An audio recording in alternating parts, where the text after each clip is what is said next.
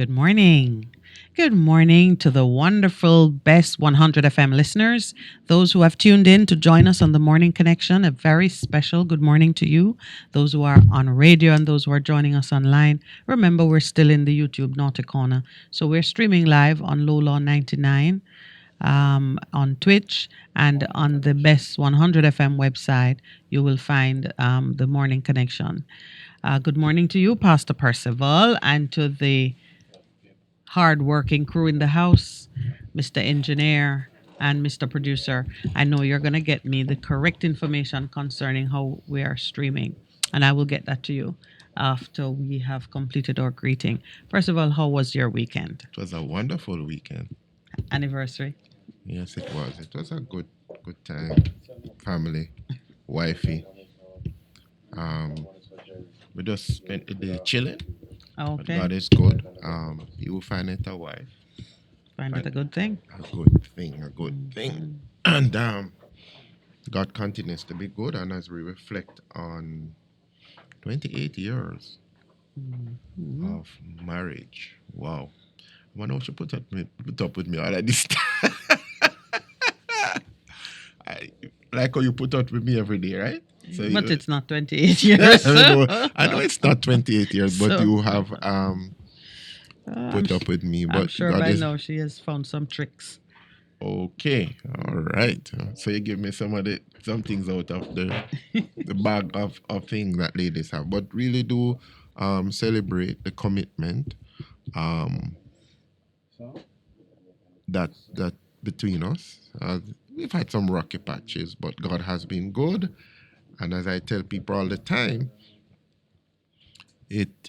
marriage is something that is always a work in progress, but it is based on a commitment to see the change and to keep the long-term vision in sight. And so, Hosea says, without a vision, the people perish. And that's important. For each one of us, we must have a vision of what it is that we need to do, what we need to become. And we have had that for many years, and even on a bigger scale in regards to all of what's happening in Jamaica land that we love.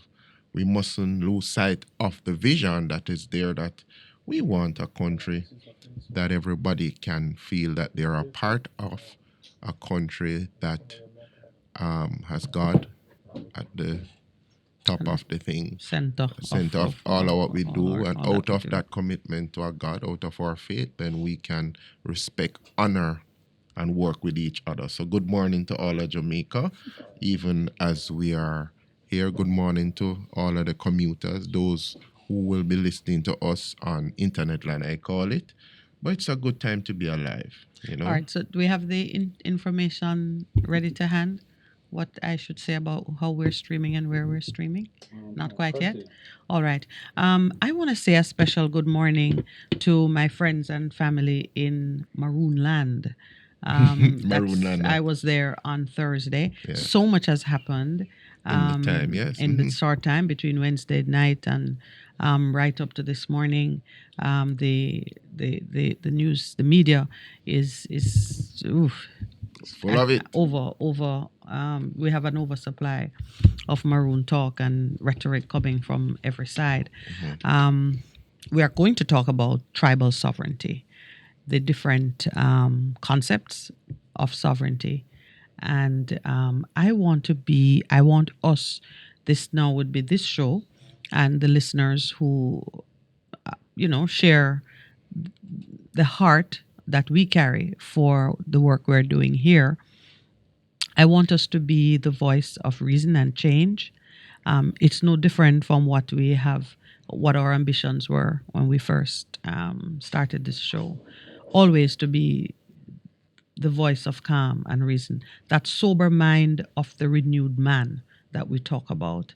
I am emphasizing that with great diligence this morning. So we are going to talk about Maroon sovereignty.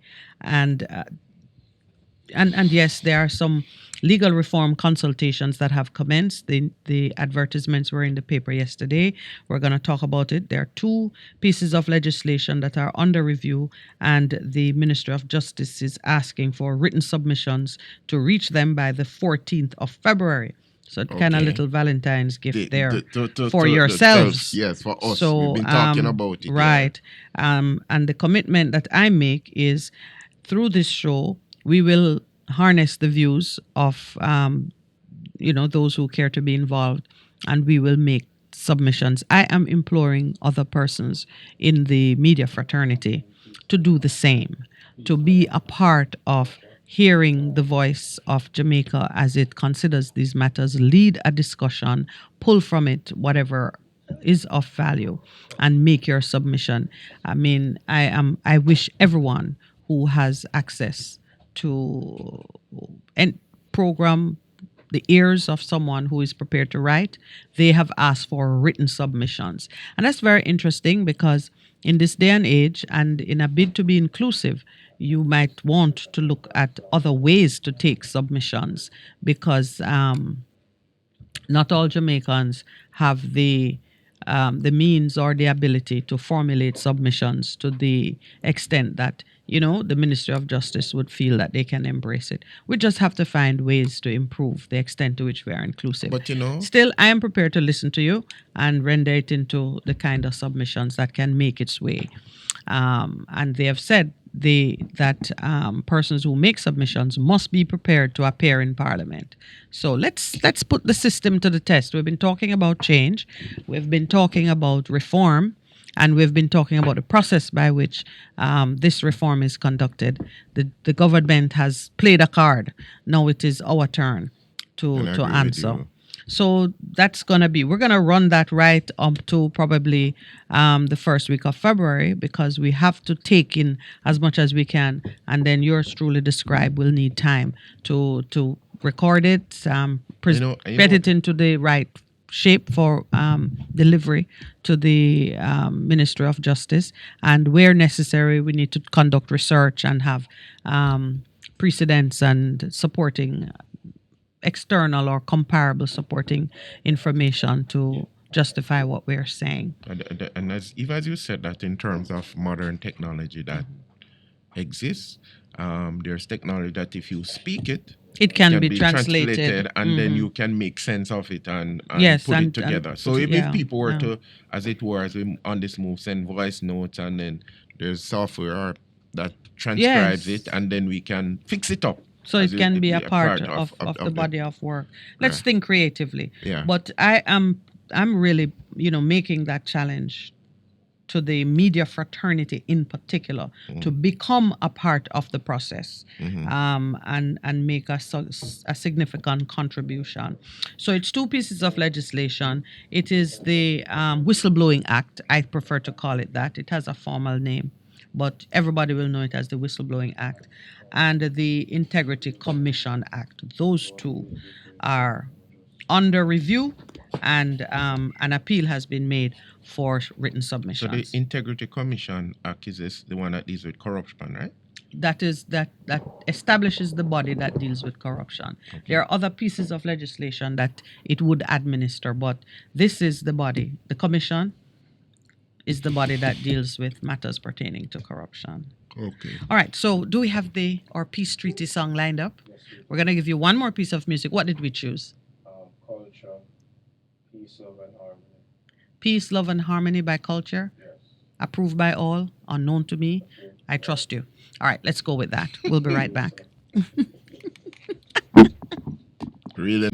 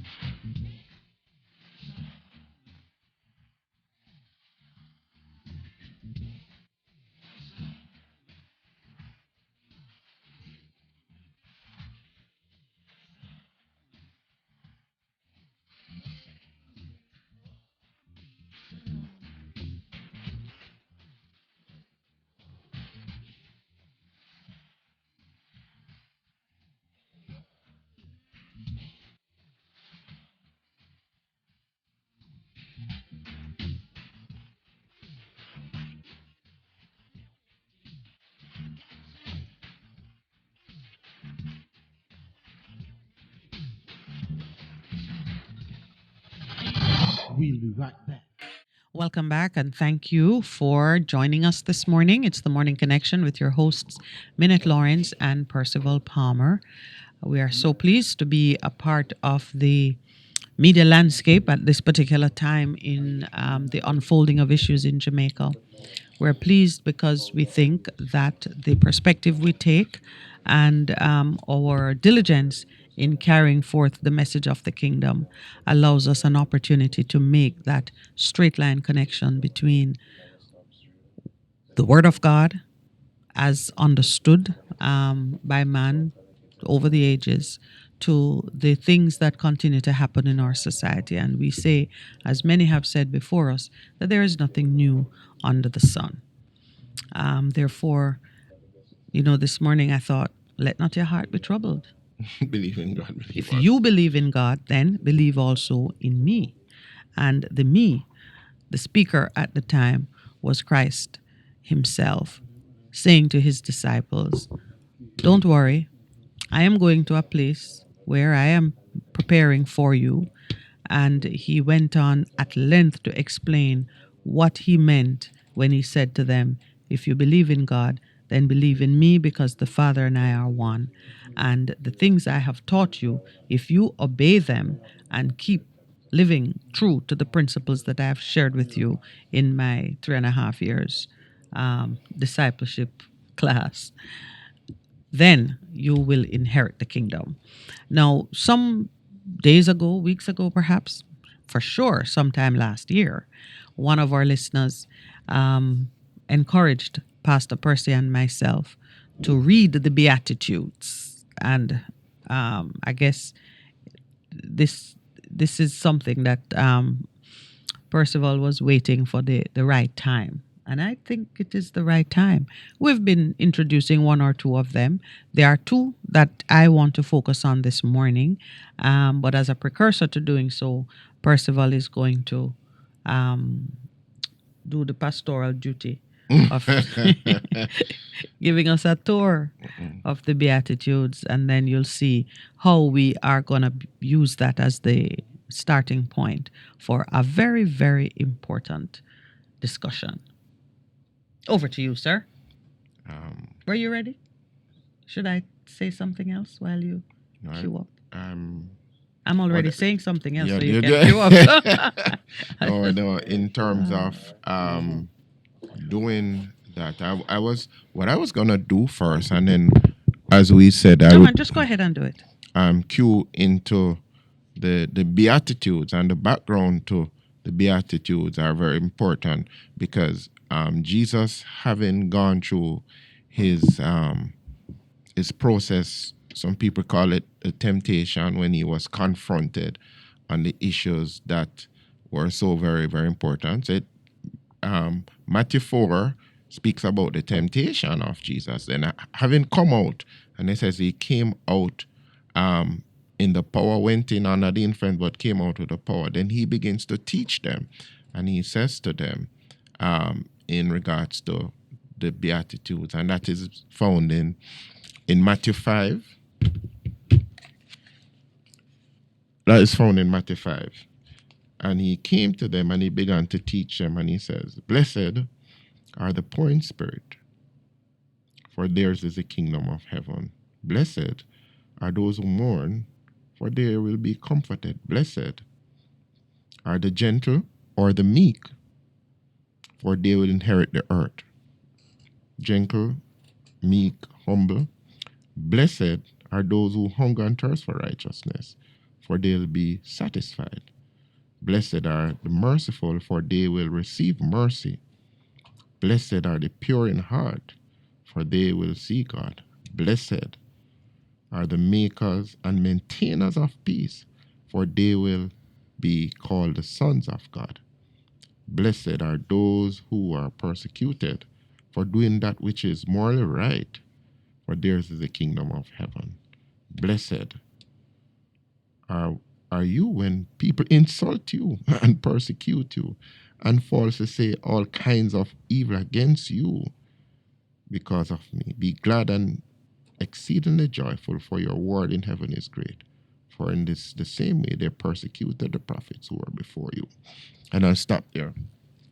But two things that jump out at me, and we jokingly said it last week. Blessed are the peacemakers, for theirs is the kingdom of heaven. And blessed are the humble. And I think you're going to focus in on those two and as we go along. But I just want to say this. Peace cannot be kept by force. It can only be achieved by understanding. And that was by the famous Albert Einstein. Isn't that interesting? We're going to get some quotations on peace by some black thinkers of this century. So that's coming up. But I found that instructive as I was surveying what happened. You were in St. Elizabeth on Thursday. And then Friday. I first saw the thing that the decision by cabinet that the $1.2 billion in terms of some international funding that was supposed to have gone to for them the biodiversity project in the and they said country. no way. And then I saw on Saturday where somebody was lamenting woman's bemoans shooting of son in Accompong, rules indifference of Chief Curry. And then we saw the Prime Minister in all of his glory. Spitting mad. Yeah. In his fury. Yeah. All right. So one of the things, let me, before I don't want to do a blow by blow review of all that the media has been spinning out on this issue, because I think that the media has a particular role to play, and when I say media, it means different parts of it will do different things. Not all parts of it will do the same thing, and I think it needs to be like that because we do value freedom of expression, freedom of speech, freedom of thought and conscience, and the media as sort of one of the institutions that support democracy, that maintain that tension between oppression and the fight for freedom. The media has to be free to be all things in that space. But as a collective, it needs to be representative of the diversity of views that are a part of the landscape. All of the media seem to be predominantly saying, and I hate to generalize, but let's say 90% of the coverage seems to be, I would say, inciting the Prime Minister in the direction that he drew the line on Sunday or Saturday or whenever he spoke. Jamaica seems to be saying, what's wrong with them people over in St. Elizabeth? There is, I think, a lack of tolerance and understanding. Yeah.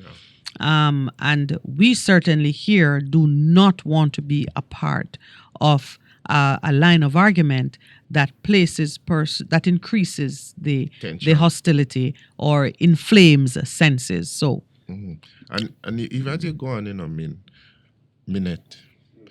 It was instructive that when we were talking about it on Wednesday. No, it was on Thursday. Thursday morning. And then you made an important point, and the person was carrying a certain line. But when you heard that, you said, "Oops, let me step back." Dial it back. And that man displayed, I think it was enlightened self-interest. Yes. He displayed the maturity. I commented on it at the time. I said, no, this is the kind of maturity that we need to grow have into, in these discussions, because the people in Accompong, all Maroons, are also carry a Jamaican passport. They don't have there's no Maroon passport. True. It's a Jamaican passport. I don't know if Vatican City has. They probably all have diplomatic passports, but because Vatican City sits smack in the square, St. Peter's Square in Italy, in Europe, and nobody pretends that it does not have autonomy. There is a level of understanding, and before we begin to be disparaging of people's rights and positions, we should first seek to educate ourselves on the issue and just display the kind of tolerance and respect that we would want to see others display towards us when we have something important to say. Even if we're jumping up and down and saying it loudly or noisily, sometimes people have to make a noise to be heard because it is so easy for us to dismiss what we don't want to see or what we don't, or things with which we are unfamiliar. Let's put it that way. Several things are lining up in my mind as we come to this issue, but the primary concern is for the peacemakers in this country to step up and do their work, and to know that you are blessed when you do it. Blessed are the peacemakers; they shall be called the sons of God. Sons of God, of course, speaking to your inheritance and to your displaying the characteristics which are of God: righteousness, truth, justice, and mercy. I've also included, blessed are the merciful, they shall receive mercy. I tell you something, there is nothing worse than when you are wrong and strong and you later are called to account and you then expect others to show you mercy. But you are guaranteed to receive mercy if you are merciful in your own treatment of others. And that concept So is to the such an leaders important one. to the leaders who are squaring off, and when I say leaders now, and me always talk about the princes of the land, the business leaders who have an opportunity to be merciful in their treatment of their employees. When I think about what's happening with the COVID mandates and how some employees are affected by it. There is a need for us to be merciful in our approach, meaning do not take your full pound of flesh. Everybody knows from the Shakespeare play, The Merchant of Venice, that famous speech by Portia, the attorney at the pretend attorney, because she was the wife who dressed up and went to court to speak on behalf of her husband. But if you find yourself in a position of strength and you are pushing to exact your full measure, bear in mind that you're now in the zone to be merciful.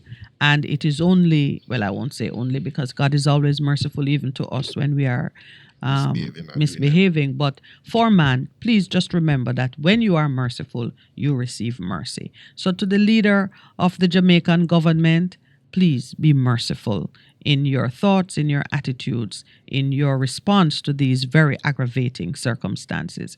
And to the chief of the Maroon community, there are different Maroon communities, and one of the things that we should be mindful of, because Richard Curry may be speaking the loudest and he's most strident, don't believe that you can single out Accompong for one level of treatment and the other Maroon communities have a different treatment, because now you're entering a different field. So we cannot be personal and too linear in our judgment. We have to make sure that whatever it is we are doing, it is for the best of all.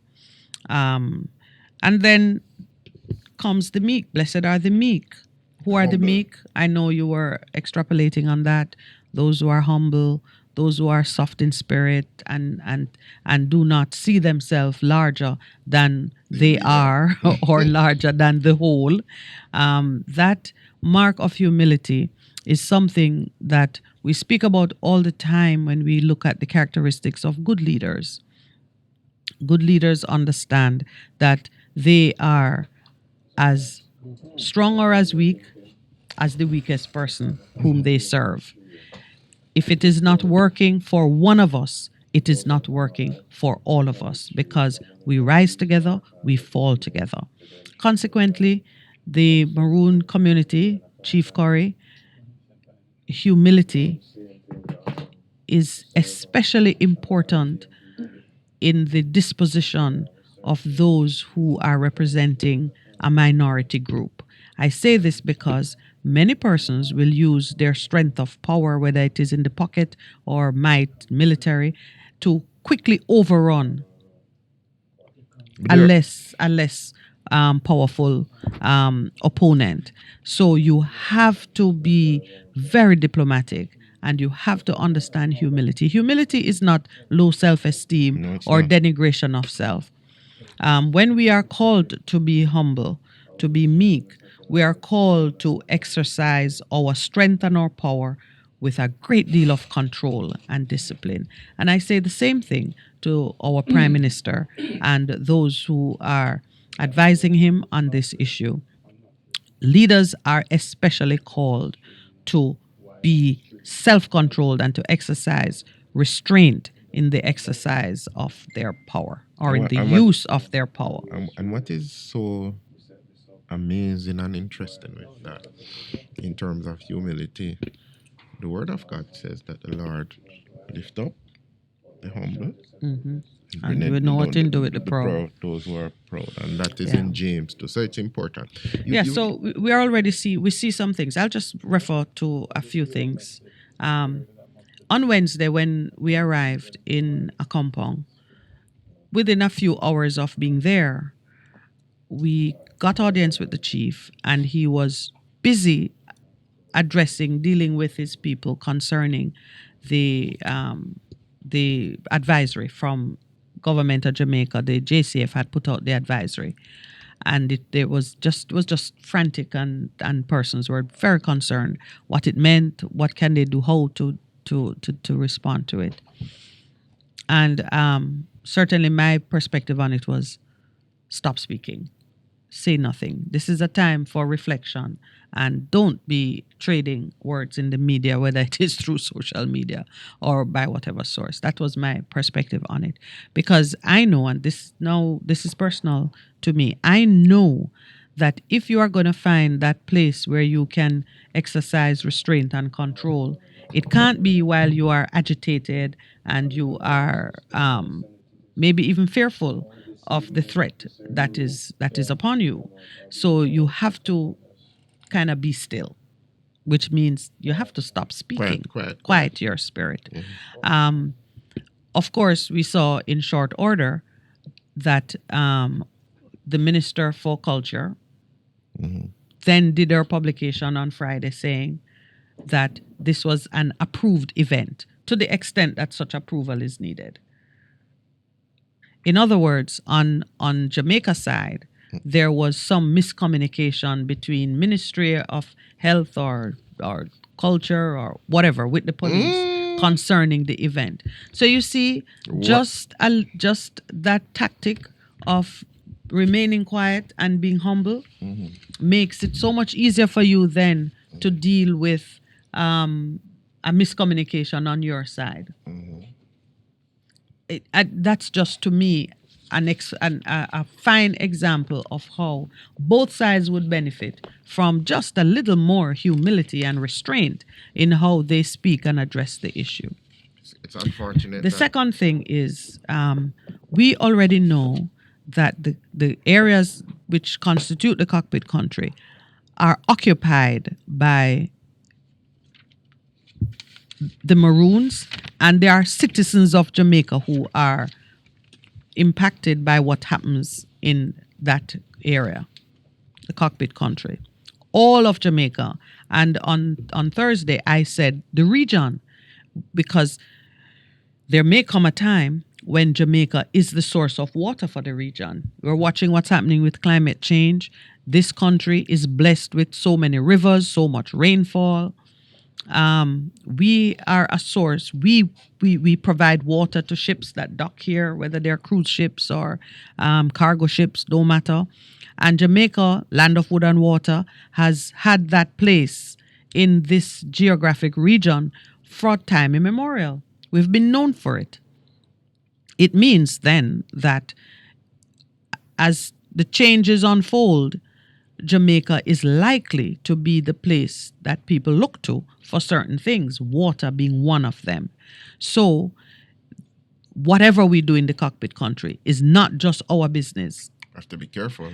Which means whatever we do to the Maroons, if we choose to dispossess them of the land, if we choose to defund them, if we choose in any way to be punitive in our treatment of them, ourselves. we are hurting ourselves, and we will not get away with it on the world stage because what is in the cockpit country is International. it is international. It Heritage. is global heritage now, world heritage. It's not just, a bunch of Jamaicans. And then now we're going to see what Chief Curry so cheekily pointed out, that we ourselves are relying on foreign money and aid and so on, and we will not get away with it. So aside from, the personal cut and thrust of one man talking smack to another, what we do in the cockpit country is of importance to the world, not just us. And rightly so. I mean, there are some things that you can resist external influence, but when it comes to the environment, Such a big everybody thing. knows about the butterfly effect by now. A butterfly flutters its wings in Australia and there's a tsunami in another part of the world. So we understand the interconnectedness of things when it comes to the environment. So that's the backdrop against which I want to encourage members of the media, members of the Dialogue. public, members of academia, members of the scientific community to speak peace, to encourage our leaders, both the leaders in Jamaica proper, government of Jamaica, and leaders in the Maroon tribes, wheresoever they may be throughout the entire country of Jamaica, to speak peace and to do in today's world what should have been done for all the time running. 284 years have gone since that treaty was signed, and it is as if it was signed yesterday. None of the structures that would normally be attendant to ensuring that rights are respected and preserved, none of those are in place. It's a question of who is prime minister in Jamaica and who is colonel, now chief, in Accompong or elsewhere. That's how we have allowed it to run. But I think we should also be mindful that the continued existence of the Maroons and the cultural significance of the Maroons is something that the world enjoys. And we're past that point in human existence where persons are permitted or governments are permitted to just annihilate a tribe of people or a cultural repository that we feel threatens us for one reason or another. So again, It's an it will important not point. happen. It cannot happen quietly. And we'll not on our watch as Jamaicans. Yes. As I've said before, they're a part of us. It's like in America and a lot of countries, like in Canada, they call them the but they have a name for them. The Native- First Nation. Nations, yeah, persons. All right. So, yeah, let's see now. Let's share because a couple of comparables came up while I was thinking through what role we can play on this issue. One, of course, is Taiwan and the One China policy. So there's the One China principle and the One China policy. And here's why we're at the 7:00 break. I don't want to. That's all it- After the break, we will look now at comparable situations in the world. Don't believe, we say nothing new under the sun. Don't believe that what is happening between the government of Jamaica and the kind of militant rhetoric that we have heard in the last 48 hours. Don't believe that it's the first time Yeah, a but little such a- tribe and a big country, so to speak, is squaring off. Let's look at how this has been dealt with elsewhere and see if we can find a proxy to advocate or to advance as we look at how we bring peace between these two very important parts of our body that seem to be at war. They only seem to be at war. You can't ever truly be at war with Your own yourself self. because you would God of sacrifice yourself. life. Absolutely. So is it time for the break? Let's take the break. Welcome back. Even as we continue the discussion in terms of what is unfolding in the national governmental stage. in But, terms of what is happening, I want to just share. Yes, I'd love for you to just go right into that. Proverbs 4:7 says, "The beginning of wisdom is get skillful and godly wisdom. It is preeminent." And with all you're acquiring, get understanding. Now, how do they describe of understanding? This is according to the Amplified. Actively seek spiritual discernment, mature comprehension, and logical interpretation. So when we were speaking about understanding, and Einstein says peace cannot be kept by force, it can only be achieved by understanding. What is understanding? Actively seeking spiritual discernment, mature comprehension, and logical interpretation. All right. So, this is our contribution now to your quest for understanding. There are a number of countries, institutions that we can look to for guidance on how other people have dealt with similar issues. The most obvious one, of course, would be the Native American tribes in Canada, in America, but let's use America because things American are so familiar and precious to the Jamaicans. Tribal sovereignty is a legal term. I know you've been hearing other lawyers say that Accompong can't be sovereign because of this, that, or the other. Accompong has never asserted political sovereignty over Jamaica. They have always spoken as a First Nation tribe whose sovereignty was recognized through military combat and documented in a treaty. Now, not every tribe has a treaty. Some, it's course of conduct. Some is just, as you look at them, you know they're First Nation. But the Maroons have two things in their favor as they assert their rights. They have a treaty signed with the British, from whom we gained independence in 1962. And they also have their asserted claims to being members of the First Nation in this territory by virtue of their mixing with the Tainos. So that is the bare bones of the foundation of their claim. Now, what of the treaty? Many have been looking at the treaty and saying, well, some say after independence, the treaty was rendered meaningless because the Jamaica that came out of independence didn't come out with a two-pronged look. Accompong became a part of Jamaica proper. I would say to those of you who are trying to make sense of that argument that it is a distraction.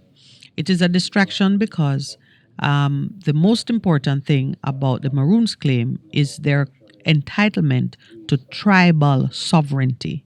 And there are two elements to tribal sovereignty: culture and land.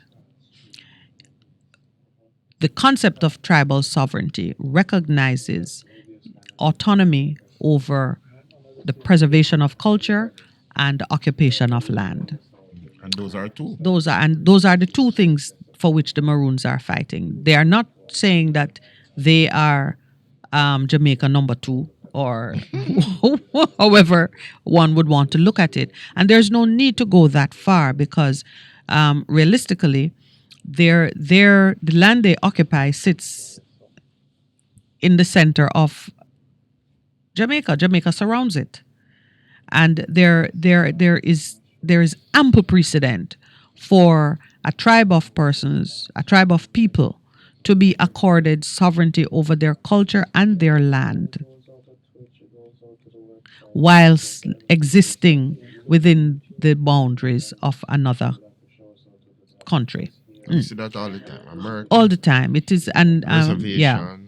Although the concept of tribal sovereignty might seem relatively straightforward, there is usually a lot of disagreement between the tribe and the government proper over what it actually entails.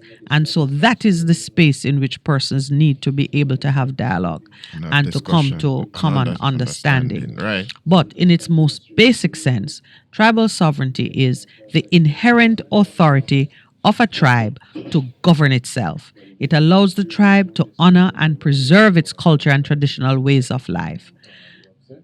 But tribal sovereignty is also a political status that is recognized by governments and protected usually by constitutions or treaties, which the local courts would normally uphold. There has been a course of conduct between Jamaica and the Maroon community, which is quite old. I mean, for 284 years, they have enjoyed peace and a certain degree of autonomy. When you go to the community, you'll see that Jamaica has not been investing no money in the Maroon community. They don't have a hospital. There's just one school building. There are no elements of any peacekeeping infrastructure. They don't have a place to hold persons that are awaiting any kind of, resolution of disputes. They barely have the water. The infrastructure for water is minimal. But you know what? That can be said of many communities in Jamaica. So even when the Prime Minister talks about defunding, it's inexplicable because they also do not have any great infrastructure for preservation of their culture. What is there is what they keep and they honor, and they struggle to have their rituals observed on the 6th of January, which they were able to do, but under a lot of duress and anxiety, and we don't want it to be so. So the lawyers and the policymakers in this country need to apply their mind to how we can safely respect the sovereignty of this tribe of people who continue to honor and preserve their culture and who are a blessing to Jamaica. Their very presence in Jamaica is a blessing.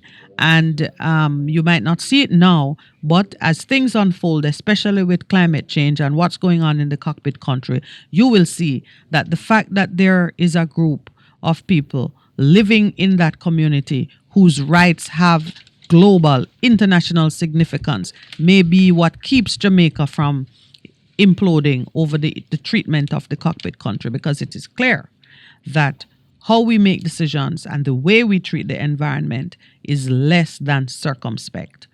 Diana Macaulay on the weekend put into circulation, I think maybe about 7 or 8 points, maybe more, as she, with her expertise, gave some thought right? to. No, I don't think so. But she's the founder of JET, and this is an issue she has been dealing with for a very long time. Perhaps not this morning, but on another morning, we're going to look at what's happening with the cockpit country. The thing that surprised me the most, not surprised, the thing that bothered me the most, yes. She starts off her discourse with the commentary that the Jamaican government is 51% shareholder in Noranda Bauxite company, that operation. So it is not foreigners coming here and trying to tear up our land. It is the Jamaican government issuing a license to an enterprise in which it is a majority shareholder to take such hostile steps against our environment. And this sleight of hand with misrepresenting the boundaries in the notice and then having to correct it when called out, because they were really trying to exercise control over substantial acreage of land in the cockpit country, which they should not be able to touch. You see, if they were to respect the treaties which the Maroon has, the treaty which the Maroons have, gave them autonomy over 1,500 acres of land. Hectares. It's hectares? 1,500 hectares of land. If they were to respect that treaty, they could not touch the land quite so freely. So you see, when you look at the way things are connected, all of this posturing and great aggravation because the chief of Accompong is saying pretty much the same thing other chiefs or colonels have said in the past. But now somebody's compromised. But now you first need to strip the man of his dignity before you can take his land. If you just take his land, it's a different thing. But if you dehumanize him and begin to call him secessionist and begin to call them rogue state and begin to Talking about guerrilla trade. and talk about guerrilla, if you begin to make it into something of a different color, then you can move more freely against his land. So my read of the entire thing is that this is about land. And all this has been about land. That is usually at the heart of things, but we need to be sober-minded and approach it in a different way. So there it is. In as near a country to us as the United States, tribal sovereignty is recognized. It is recognized by treaties, old treaties of similar antiquity to what the Maroons here were able to get from the British. And all of this was the first people of America, the Native Americans, entering into agreements with the invading European force, because the white people in America came from England and elsewhere over time, but from England. These agreements, these treaties were struck between Native Americans and the exploiters to allow the Native Americans to have control over small acreages and give up their right to the rest of the land. That's what it was, It was so that the America that we know today could come into existence, claiming the land, fight the people off the land. And we agree, okay, I will take 1 acre and you can take the 10 million. And those rights have been respected right up to today. And it's kind of interesting. So I would hate it for Jamaica, the government of Jamaica during my lifetime, to be the government that breaks the treaty which gave the Maroons autonomy over their land and which gave them the right to preserve their culture, their way of life, and to be self-determinant. Oh, how I would wish to be self-determinant myself. Okay, so that's the Americans. So and it is the same thing as in Australia. Yes, the Aborigines. Yeah, and even though in Africa, so there are parts of Africa too that have treated them. Yeah. So it's important that we recognize the principle. That is not a one that Colonel Curry is coming up with. He's not making it up. It's just that he has now begun to say, come on, hold on.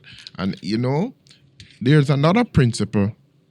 There's another principle that jumps out at me, which is the whole thing of integrity in regards to decisions, and how somebody said it to me, we're just reflecting on people who are in authority and the decisions that they make.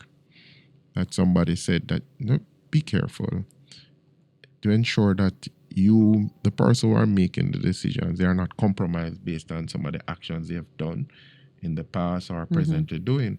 And as she rightly says, with what is happening, the whole thing of the government of Jamaica being 51% shareholder in Noranda. So they are, that's kind of, so you have 51%, but then you're a regulator. Mm-hmm. So it's a conflict. It's a terrible conflict. A major conflict of interest in terms of what is happening. So. Yeah. Can I say this now? We think we have problem with the Maroons may live in different communities, but it's still one tribe. There are 574 federally recognized American Indian and Alaska Native nations in the U.S. 574. Okay. And for these tribes, sovereignty for the tribes includes the right to establish their own form of government, to determine membership requirements, to enact legislation and establish law enforcement and court systems. Interesting. And we have one tribe.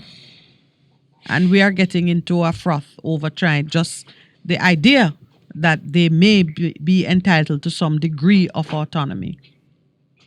Unfortunate. Yeah. So that body of work, the Maroons should have done it a long time ago. But I don't think the fact that they failed to do it means they're not entitled to it. And I don't think that we should see it as a threat. We should not see it as a threat. Part of our growing maturity as a country, recognizing that's Absolutely. what it is. Yeah. And so as we move towards constitutional reform and what we need to do, those things need to be taken into consideration as we move forward, that we are representing the diverse views and the diverse people that live in Jamaica, the out of many one people concept. All right. So many persons know that the People's Republic of China and the Republic of China are two different institutions. They know this because we've all been exposed at one time or another to the policy of the People's Republic of China that there is one China. That's their position. And they advocate this in every which way they that use they it in can. whatever means, and in terms of Right. votes at the UN Right. and so on, and Yes. they use it, the money And diplomat. it is part of when they give you money, you need to Go to agree them. that there is one China. Now, what's happening with the Maroons is no way similar to that political foundation. So we should not concern ourselves in thinking that Accompong is seeking to create a Jamaica They're not. a state that threatens the leadership and the autonomy which the Prime Minister of Jamaica has over Jamaica. So when he says, for example, that Jamaica is a unitary state, sure it is, because there's Jamaica and there is the tribal sovereign Accompong, which is not Jamaica because it does not have, it is entitled to continue enjoyment of the rights that it has under its own treaty and that it had before the treaty. The treaty only recognized what already existed. So it's a bit, you have to consider that Jamaica is complete in itself, and Accompong is complete in itself. And though they are occupying, one is within the boundaries of the other, that is not difficult to understand because that is not new in the world And of to administer too. and it's not difficult to administer either. Vatican City is a building Basilica. that sits within the geographic boundaries of Italy and all of its arrangements. It's a virtual state, really, to the extent that, it takes care of its own. It has its own peacekeeping, one of the richest states in the world. Yes, you can True. say that, yeah. Yeah. They have their own law enforcement. But I suspect that they use Italian passports. I never did check that You detail. will have to double check that. Yeah, but I'm sure that they would because it's in Italy. In any event, we are all of us smart enough, experienced enough to work out what arrangements need to exist in order for the Maroons to enjoy their tribal sovereignty and for Jamaica to continue to exist as a unitary state without feeling that the Maroons constitute a threat to our sovereignty. They are no threat to our sovereignty.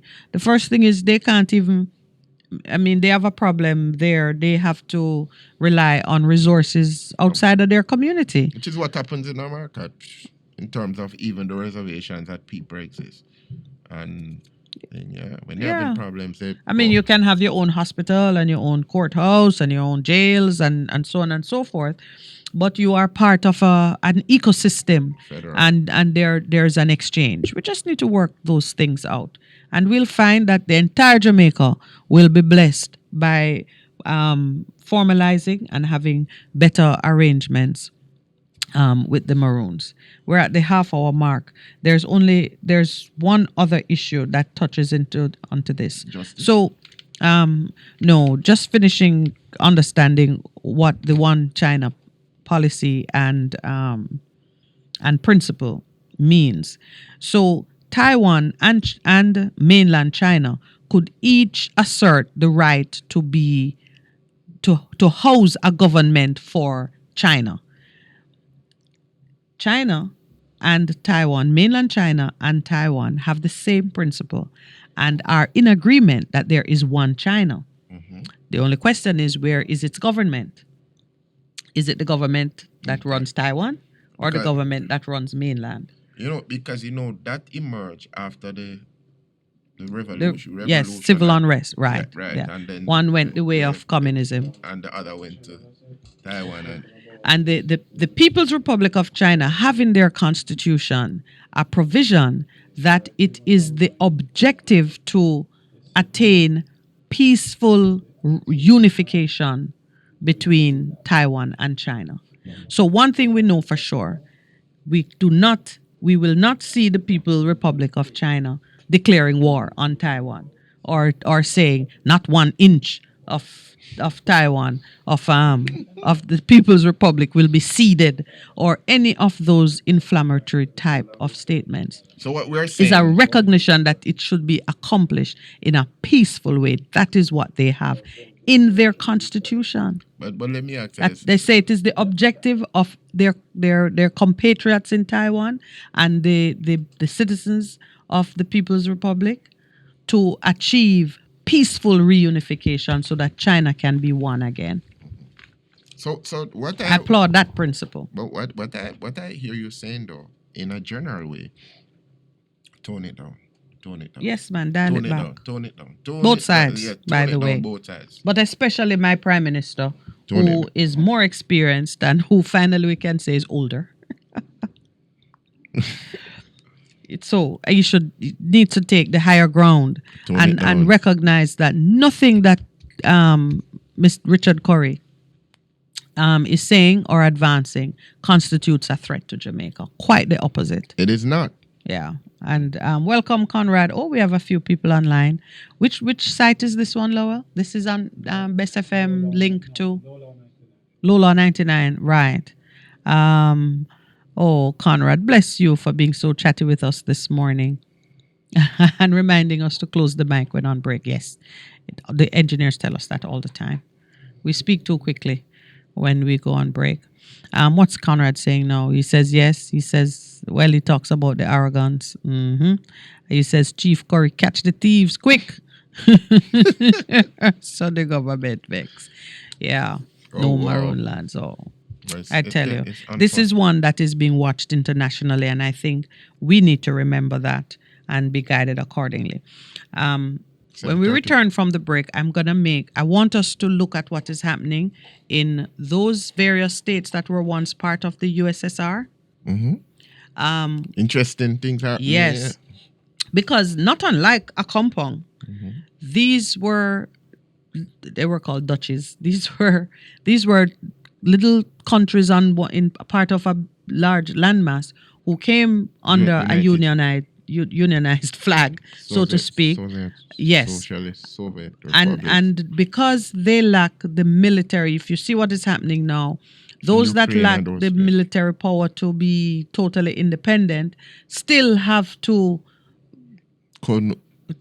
forge alliances with Russia. Absolutely. So we're going to talk about that and just see what's happening on the world stage, because it is the macro picture of what is happening here in Jamaica as the Maroons and the Jamaican government appear to be squaring off. Of course, we speak against that, and we know that peace shall be maintained. Peace shall reign. Blessed are the peacemakers. And we will all seek our blessing by being meek so we can inherit the earth. We don't have to worry about Maroon land or Jamaica land or mining land. We will inherit the earth. There's no doubt about that. And to be peacemakers and to be merciful. Is it time for the break? Long time. All right. Let's take our break. Welcome back and thank you for being with us. We have some... Well, they look like European. I'm not sure. It could be Russian, but it's obviously Eastern European. I don't know the alphabet well enough. So if you understand English, you're listening to us. So welcome. We are always happy to have new listeners. But if you want to engage with us, you are going to have to use some kind of translator application so we can understand. There have been one or two Eastern European listeners on the chat line saying good morning to us. I figured it must be good morning they're saying. Good morning to you too. And welcome to Best 100 FM. Before the break, we were going through the comparative situations in other parts of the world that we could look to for guidance and for greater understanding as we see the Maroons seeking to assert their tribal sovereignty and the pushback that we see how it is being viewed by the leaders of the Jamaican government. I want you to consider what is happening in Kazakhstan. Interesting. That's been on my mind since last week. It first came to my attention because very ordinary citizens, people like you and me, whose weapons would be pots and pans and a broomstick, possibly, started protesting in ever-increasing numbers, taking to the streets. In all the cities. And it started because of spiraling fuel costs. Yeah. This is gas price gone up. And we saw, I think, probably the worst street protests we've had in recent history was because of fuel price too. Gas price went up. What struck me about it is that the people had obviously reached a break point, some kind of breaking point, and they took to the streets. They were beaten back. Many have been killed by police action. Right. And it's got to the point where the totalitarian leader of Kazakhstan has asked the peacekeeping troops from the old leader of the USSR to intervene.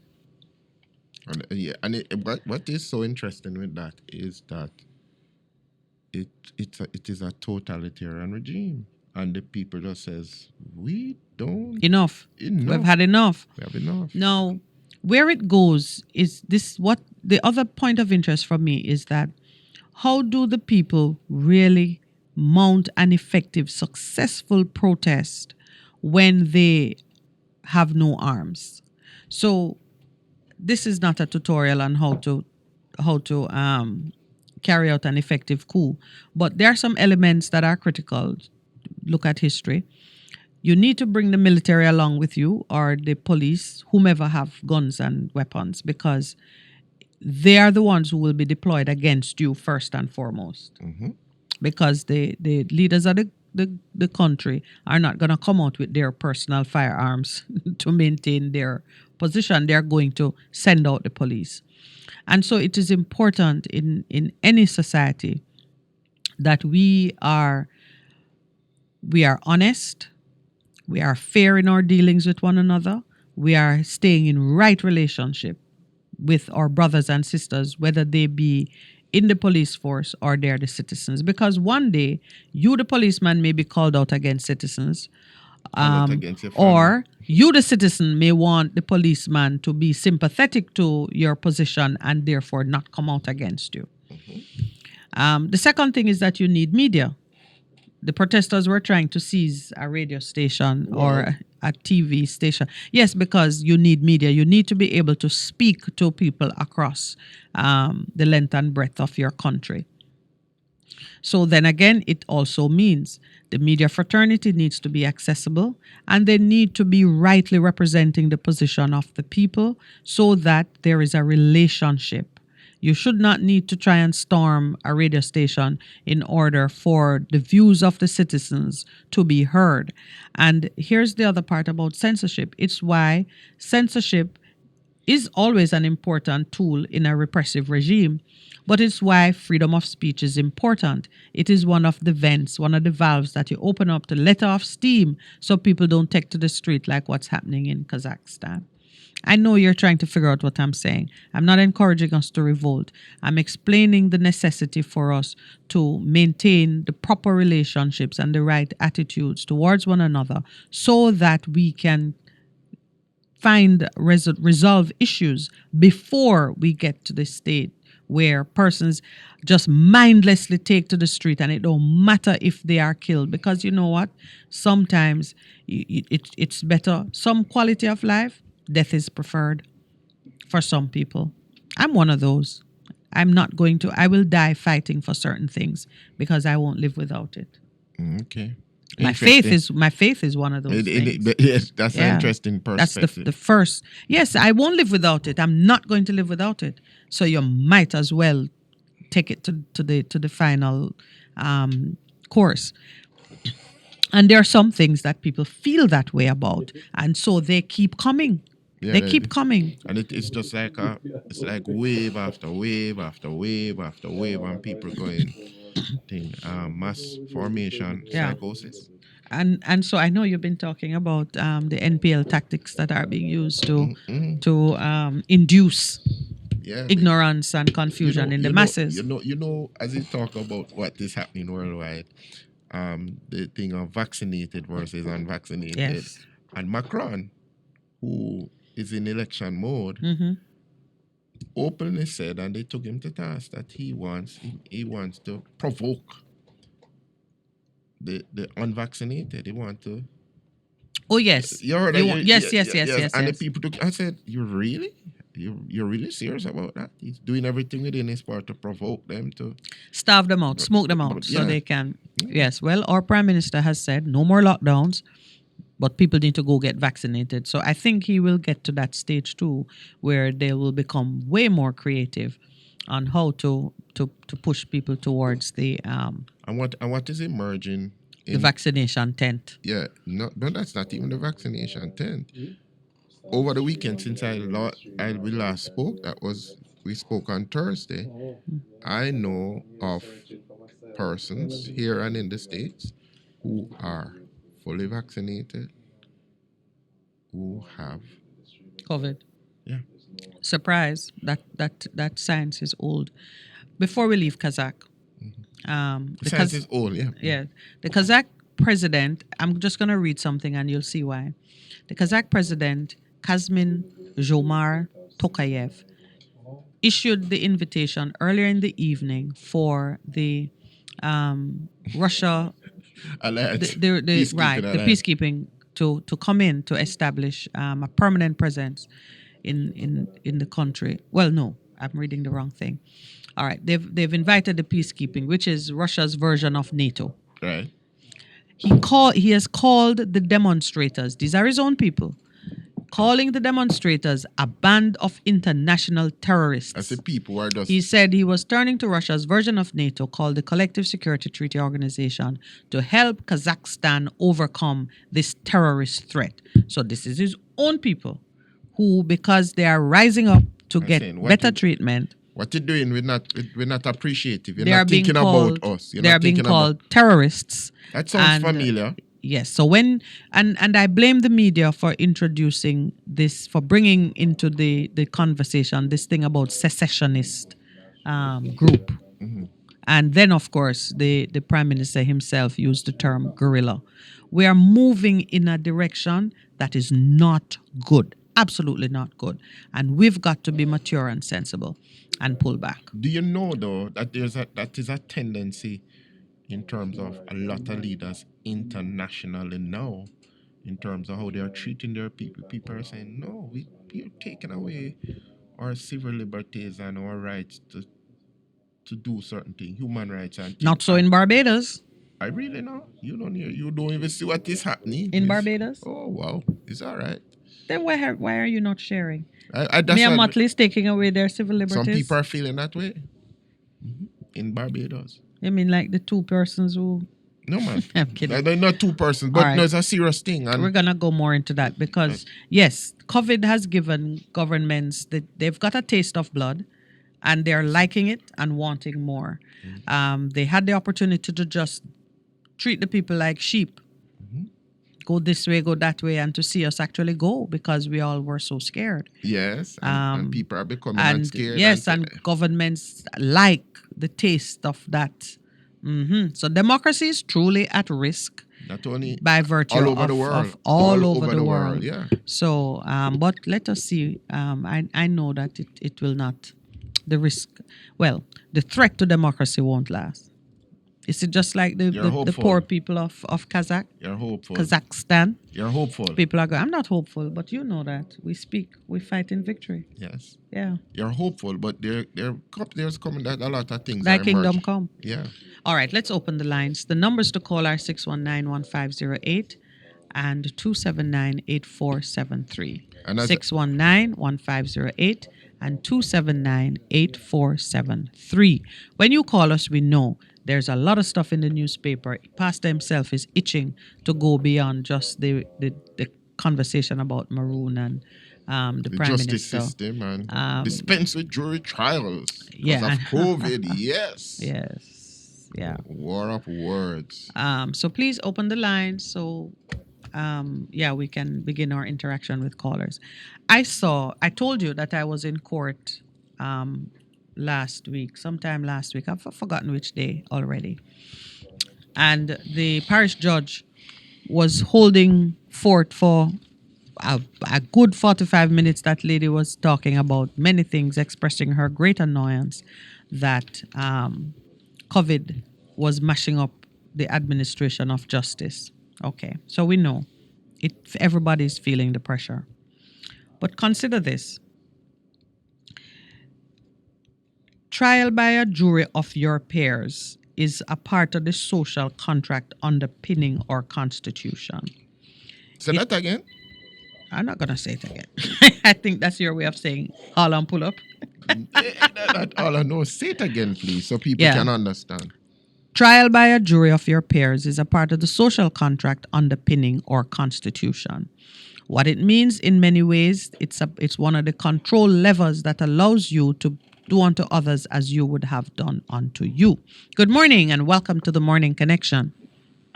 Good morning, Good morning. SFM listeners and hosts and everybody. Morning, sir. Yeah, I meditate about the Prime Minister and him crying and crying and go to bed and all them things there, you know.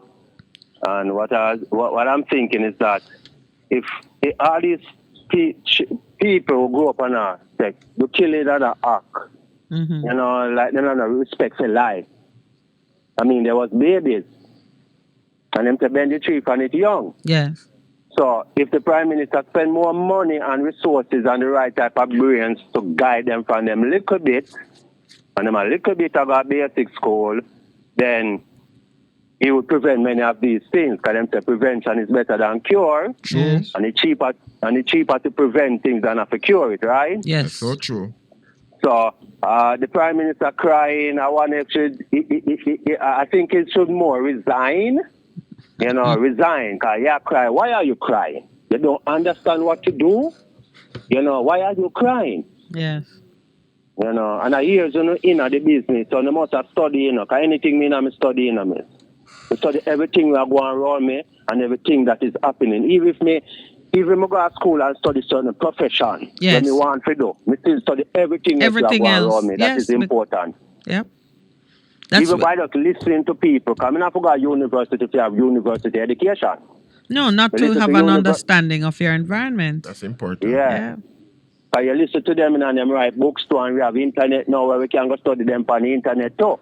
Yes. You know, so and when you talk about the Maroons them now and him, come here meditating on myself and like him I say, can't lend them no money and rare. But I say a lot of people come from outside and set up business and you lend them money and you make things available for them. Mm-hmm. Even when you make it hard for us who born and grow here and plan to die here for all these things, to run business. So we must say doesn't make no sense. And you're doing the right thing. It is for Jamaicans to listen with discernment and apply their knowledge. And if your knowledge have a gap, fill it by listening to others, reading something. Just do the research because the information is there. And you're right. I tell you, the internet makes it so much easier for persons to have access to that information. Yeah. Time of information. Information is very out there. And knowing what them are going with, them are going to start put back on these things, you know. Mm-hmm. But them know that if them have the information through the net, them are going to start cut back on a lot of things. Oh, my brother, you know? don't forget to know that you're talking to a lady who tried to launch a company that would have done the job of getting internet into the nook and cranny of Jamaica. And the license was speedily withdrawn because for reasons that are just too painful to even recount. But I look now from where I sit now. I said, no, look at that. The children who are suffering with online access wouldn't have that problem. We have a habit of killing the things that can be a part of our redemption, and then we suffer. We say, marry in haste and repent at leisure. We're having a leisurely repentance on some of those issues, and we don't want to keep walking in that path. So you're right. I too am concerned. What does it mean that the Prime Minister was crying? Nobody seems to think it's because he was heartbroken, that he had any great overflow of sympathy for and us. yeah, and you say, as we keep saying, our leaders, even this time, it's the last year, Marcus Garvey, Malcolm X, Martin Luther King, name them. Yeah. Say, if you get fright and get a freedom, certain way, unless we build our economy, build our own army, we want police force, and set up the things that we find ourselves after subdue back to them, Absolutely. Yeah. And that's something that when I look at the Maroon situation, I say a similar thing, because they are mature enough now. 284 years you've had your treaty rights. There's a lot more that they should have done to ensure that we're not having the conversation in quite this way. Because over time, people change, and there can come a dishonest leader who said, I don't care what rights you have, I'm taking it. And it becomes a different issue. But anyway, they're doing it now. And I think we need to just have the courage to go into the discussion in an honest and a fair-minded way and get it done. It shouldn't go past this generation of leaders. Yeah, Wayne. And So- thanks. Important. Yeah. Thank you, my brother. And the first thing in our development, Yes. set a food program and set an education program, and Oh, then yes. all the rest will follow. The rest All will right. follow. Listening, All right, brother. love on up, bless up. All right, Wayne. One important thing that he pointed to as we wait our next caller, even with what is coming out of the Orlando Patterson report, Mm-hmm. it was said in 2004 and it's been said now. Focus your monies on early childhood. Focus the monies that you're spending, your investment in early childhood, and Prof said that also when it was on our program. Yeah, there one or two persons have given up on this generation, and said that's what we need to do. Good morning. Welcome to the Morning Connection. Good morning. Good morning, sir. Good morning. Am I the caller? No. Yes, you're now on. Oh, Santa Cruz, right. Yeah, you're surprised that you're on. You didn't have to wait long. All right. I think there's two what you call it, Maroon town, what the Prime Minister called sovereign state. There was another sovereign state in Jamaica, Go ahead, tell me. Tivoli Garden. Oh, you're too bad. You must Do you know? yourself, you must behave yourself. Behave yourself. Continue, my There was brother, because yes. Tivoli was another sovereign state until the powerful United States wanted The leader. the leader. I'll mash Because it down. he was the head of some big crime syndicate, and they want to break it up Yes. because that crime syndicate was interfering with the American big mafia. Did you know that? Mm-hmm. You telling us? That's the main reason why they wanted him. You're silent? Well, yes, because I don't know that part of it, but my understanding of the world tells me that thief no likes a thief carry long bag. Right. Thief be thief. Right. I've seen it down here in Santa Cruz. Thief be thief. Yeah. Take out the competition. So there's The always other thing now, there's always that with- side to it. With the Maroon, Maroon, Yes. don't England own this country? Well, interesting you should say that, because the Queen is still the head of state. And Yes, the and Queen the is Queen still is the head not of state. breaking the Maroon Treaty. She has made it clear in many, many ways that treaty still stands on her books. So what is the Prime Minister talking about? Well, He should go and try to stop the killing in the country and stop talking about one little incident in Maroon town that maybe he sent the policeman up there to do that. No, sir. Careful what you're saying, boss. no, you said maybe. So he's not saying he did. But you see, when things happen in a certain way, speculation is rife. nobody missed the significance, the irony of the fact that the police issued this thing and then a Maroon police shoot up the dance. Yeah. But for all these years, how come out of the blue the Maroon people are no longer, Jamaican? They are no longer ruling themselves. Yes, Out the of the blue. autonomy that has been recognized for so long. This is only Yeah. 200 Maroon independence, older than Jamaican independence. This is 284 years. Yeah. And suddenly we are having this kind of rhetoric in I public hear places. I hear some people talking about, even some hosts talking about those Maroons sell out. Nobody's telling me what went on, why they didn't join with the other Maroon, or why the other Maroon didn't join them and fight the British. Nobody knows. Well, listen to me. If there are persons in Jamaica still holding a grudge because part of the treaty required the Maroons to be a military ally to the British Crown, all they're doing is reinforcing the strength of the treaty and the fact that the Maroons must have got their autonomy under that document in a real way. Because what the treaty sought to create was a military alliance between equals, between independent states. That's what it did. It said, you need to come out for me when people are attacking me. You don't Yeah. have to have a treaty with your own people for that. You have a treaty with another state. Your own citizens are obliged to sign up and go to war for you if there is hostility.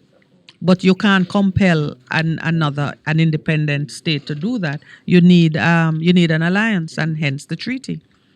I always start some talking program. I always start it here, then it goes big on the other one after you. Okay. Last time I started a brown argument about brown people, Yes. and some guy calling on the other program and was telling that host that Yes, that's what we were going on with. some Rasta men married brown women. Mm-hmm. And he caught and they run him off the program, say he was telling lie and Rasta. No, I'm not saying Rasta alone chased after brown. But I've seen a lot of them chased after white and brown women. I've seen Yeah, them. but I have Rasta men in my family who were married to white women in America. And in their England. problem, but don't run the guy off the program, say it's a lie. I've seen it. That's not a lie. We see that all the time. All the Come time. on. Oh, jeez, man. Maybe he's saying they're not real Rasta, but who are you to judge? Oh, you know if man is a real Rasta. Yeah, or not. or you're going And to that judge. me want to say, how you know who real, Yeah. bro, who not real. Because it has become Because a hairstyle for many people. To me, to be a Rasta, you're supposed to have your dreadlocks, your hair, your locks. That is Just like our that's the policeman most. supposed to have in red seal. Yeah, that's the most visible outward feature. And the priest collar turn back way. Yes. Behave yourself. You know, your body is For those who wear a collar, because Pastor don't wear any. I don't wear collar or I don't wear frock. And she always tell me, say she going to the frock. I don't do any of those things. All right. On that note, this is time now. Okay, my brother. Thank you so much. We have another call waiting. All right, then. Good morning. Welcome to the Morning Connection. Good morning. Remember the numbers to call in 876-619-1508. All right. So while I wait on that call, the producer has passed me the information to share. We are streaming on Best 100 FM TMC, the Morning Connection, on YouTube. So if you go to the Best 100 website, no, you don't need to. Oh, just go to YouTube and type in Best 100 FM TMC. Yes, I got it. Right, and Best 100 FM TMC. Okay. On YouTube. And the numbers to call are 876-619-1508, 876-279-8473. All right. Interesting point there by the other caller talking about the state within the state. And we have known that has been recognized by sociologists, anthropologists, that sometimes states are held hostage. The official state is held hostage by the unofficial state, deemed a state because it exercises such autonomy and such control over its own proceedings Justice that it system. becomes, it challenges and out of, so the Prime Minister was right. When you had Tivoli carrying such weight, you ran the risk of it becoming the hotbed of guerrilla warfare or philosophies, and actually eventually challenging, because they would build up enough firepower to be able to arm the people. And they did in fact arm themselves and pulling gave people, yes, the recruiting army from was all over, yes. right. So that is the real fear. I mean, nothing coming out of Accompong or any Maroon community is akin to that. Boy, words and how we use them. We do have to be very circumspect in how we use words and how we dog whistle, as I've learned now the phrase, when we say some things. For example, what do we think about what the Chief Justice said? Yeah, I was saying to you that I did hear a parish judge, senior parish judge, talking about the great inconvenience and so on. But I would say this to our Chief Justice. You cannot take the approach of cutting away or eliminating the thing that Constitutional. causes offense. Sometimes you need to fix things. I think For out of the example, box. the Chief Justice says, let's do away with jury trials because Of COVID. COVID has caused us to suspend it. And it is causing persons to remain in custody and putting them at risk of their constitutional right to be tried, in a reasonably quick time. Of course, nobody's tried in a quick time generally. So if the concern was that persons' trials were delayed, then that has been so for a long time for other reasons. And we don't hear them dispensing with parts of the Constitution because of that. I want us to think about how else this could be approached, but it's time for the break, and I don't want it to delay that. So when we come back, we'll talk about it some more. Oh, welcome back to the Morning Connection. Thank you for staying with us. And just to repeat, if you want to be part of the online community, just go to YouTube. We are streaming live on Best 100 FM TMC Morning Connection. So that's where we are. And to those the few who have found us, thank you, especially to Conrad. Boy, I bless you for staying with us. Oh, yes, you can find us there. All right. Before the break, you were making some comments about the Orlando Patterson led commission, which I see here that he says he was given one instruction by the Prime Minister, the term of reference. We can't call it terms because it's really one term. Single charge. To recommend guidelines to correct this chronic failure in the institution to which we have devoted so much of our national resources and energy. That was a Freudian slip because it does feel like a demotion. But the committee had a very telling comment. Even as they made their recommendation, they said that they are unimpressed. They said there's a raft of things that need to be done. Immediate legislative amendments, remedies needed to be pursued, but they were unimpressed with the government's less than stellar performance in relation to legislative matters and the discussion on changes for the last 18 years. The education code, they said, he just said for the last 18 years, but you say that has been so for longer than that. But I'm not quoting you right now. You can't quote me, my dear. I'm quoting Orlando Patterson. And they've said for the last 18 years, he says there's been little progress in passing previously recommended amendments. So they're not very hopeful. In the medium term, we should at least rewrite the education code. But they are hoping that the priority areas for amendment would be addressed one way or another. And they had 6 heads: accountability, teacher performance, technology, health and safety, early childhood provisions, and the elimination of discriminatory policies. And the report is 310 pages. So when that is published, and I pray that the entire thing is published, Jamaicans need to have a look at it, because we have long been saying, as we say of the physical body, we are what we eat. Of the mind, we say we are what we learn. And education is a critical, it's a game changer for us. Right now, with the game that we're with, it's not helping. It's not helping. But I believe that enough persons outside of government and the bureaucracy of the ministry, enough persons are turning their attention to how best they can reinvent, revitalize, redesign the offerings, so that the next generation would be smarter, sharper, and more appropriate to the task of running this nation as a successful Can I country. say something though? When this task force, the Orlando Patterson task force, it had a lot of people out of diaspora on it. People are saying, how can you review? I remember this criticism when there's nobody in terms of stakeholders. Somebody was saying, what about the students? You have the National Student Council, that input in terms of how they see it. Because people said it was then top heavy. That was a criticism of it. Well, that has passed. They have had the report. Let us review, and then let us move towards implementation.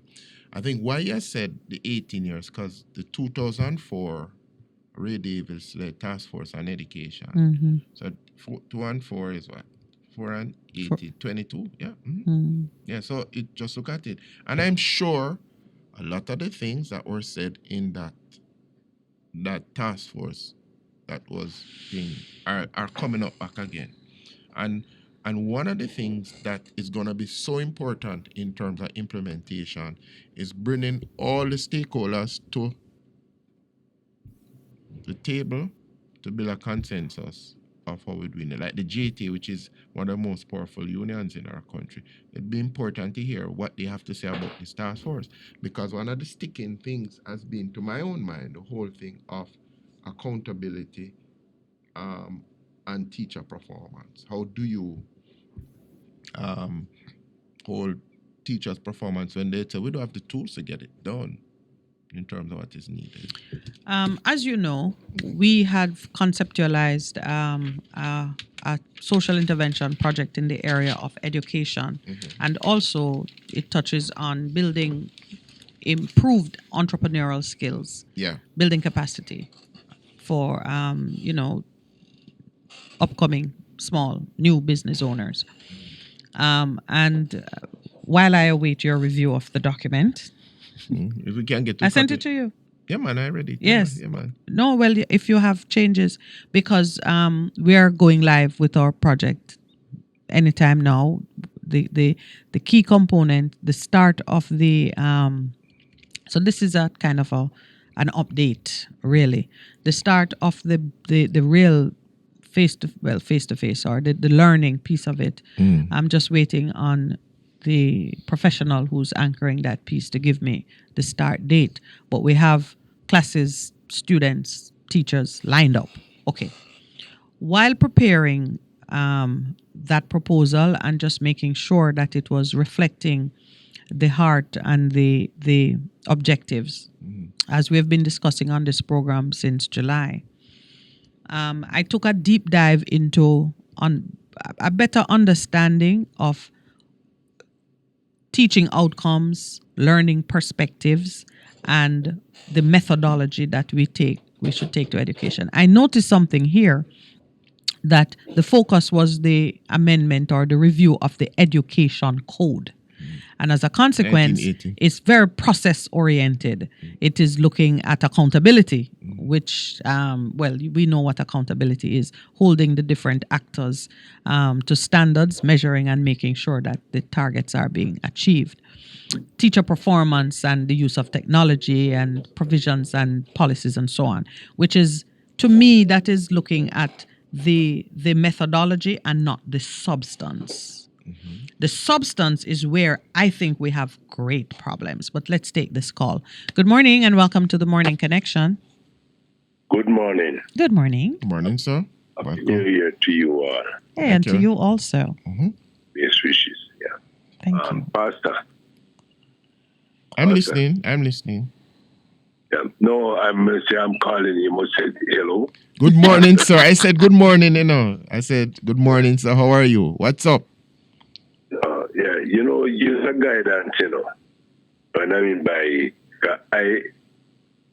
I'm a person who, when I go on the stage, I don't go tell people foolishness. I tell them about themselves. I must look at themselves if they're not the right. Yes, sir. You understand? I have an album named Stop This Senseless Killing. You understand? Okay. Song about AIDS, song about don't take no coke, song about cool your temper. Okay. A whole lot of variety of music. Conscious music, we call it. Yeah, man. So, when somebody come on the stage and they say the Prime Minister cry, you must say, all of us supposed to cry now. What is the righteousness, Because the state where Jamaica reach, we don't know who next. That's true. You understand? And when you hear man take it make joke, the Prime Minister cry, who knows? I'm shedding tears inside. Maybe you is not. Because if you were shedding tears inside, when you hear people are calling their food, the Prime Minister said all of us who thinking positively must have to cry because they are destroying the human race. But what after the crying, Sheppy? What after the crying? What after the crying? That is after the crying? yes, no, because people take it make a mock. I didn't mock him. I did not mock him for it. I know you listened. No, me here, but you see, we must say, look here, it gone bad. That means, well, boy, watch out. All of us are tears who love this country here and who love the human race. Well, like you, it bothered me that most persons thought that the crying was insincere. I was giving him credit because I say, well, we've been praying for the heart to be touched, and I see that the tears have come. People are going to look on like a crocodile tears. Nothing like that. We all must come together as one. I remember the days, when my neighbor lived good, so when my neighbor kill hog, when them kill a little goat a hog, my mother get film in her hand curd, him getting dinner and get raw meat in a white towel, come wrap up and all those things. So Sheppy, tell me why it is that so many persons misunderstood the sincerity, the Prime Minister's sincerity. Because of what? Why was it so misunderstood? Who have the understanding and teach righteousness? Because we have to teach who in the dark, and we not do that. So we're not doing that. And if you go on, so because these guys are the confused, boy, watch out. We are going with life, life is very much important. No, them are there. I said them. When we hear conscious word, we must endorse it and push it. That means that people can live in peace and harmony. Well, listen. We can't go on like this, baby. Well, listen, Sheppy. I was touched by the Prime Minister's show of emotion, but I was disturbed by the sentence the statement he made afterwards, where he then said he has tried, but everything he tries to do, others block him. I didn't appreciate that, because if you are truly moved. Look what the romantic could be when the people them said, no, make this was them go because we can't open the door at night time. We can't out as long as we want. And when they go because of the law, the government have to dry it up, and the people have to lock up. But Sheppy. But yes, sir. One of the things, though, the actions that we have to take, they have to be sustained. And remember, the military is not there the police supposed to be doing the job that the military is doing. So we have to look again to look at our strategy to say. Hold on. What cause the military have to be there? No, he's saying that you can't keep a state of emergency for longer than 14 days unless it is extended. They are doing zones of special operations, which they can continue to do in any community that requires special effort. So when the Prime Minister added that he was being blocked and it looked like people are supporting the criminals, I thought that took away from the sincerity of his tears, because a man who is truly moved by what is happening to his people don't go pointing fingers. They take responsibility and see how to move forward. And if people are blocking you, then you need to understand why they block and move past that. So leadership demands. that is what leadership demands. Yep. Yes, Yes. sir. We have to come together as one. I agree with you 100%, and that is why we've been. We see which is right. Let us continue, because look here, me plenty of bad talk certain things, go Cayman Island, that's where the people live. Yeah, Any guy who elevate there, it's like first time when a guy in Jamaica elevate, people worship him. Okay. Good. A guy we use a raising rabbit, come move on there, have in the house, move on, start to multiply, and all those children and growing children in the right and proper way footstep. I not say anymore. But all right, Cheppy. We agree. All in all, look for a guy from jugs in Jamaica right now. You see him have actually an army with him. And when you drink, have a drink, and when him a come, boy, the man lick off the drink off a table and all that kind of stuff, because the boss for the kind of money. Something wrong. We not live like that. Something is wrong with that. We agree with you. All right, my brother. Thank you. And now we want you people to man to spread the good news, tell the people to look at the life and all live. It's all right. That is what we're doing, my brother. That is true. And we thank you for sharing with us this morning. I gotta go. Yes. Oh, yeah, the last word. Good morning. Welcome to the Morning Connection. You see, the life where the people them are living, if it not go there after life, the life that the politicians them are living, the laws that they are setting, is it good? You're not crying. What mean by crying? What am I crying for? It don't make no sense. No, but what the crying is for? But you see, let me share something. Crying is important in terms of a process of repentance. But repentance means you take 180-degree turn from the things you are doing. So if you're just crying for show, then there's a problem with it. Because you are saying, I'm sorry. Let me share something with you. There's a difference between remorse and repentance, Remorse is you're sorry, so you get catch. Repentance means that you are turning in terms of your actions and what you're doing. You understand the difference, Wayne?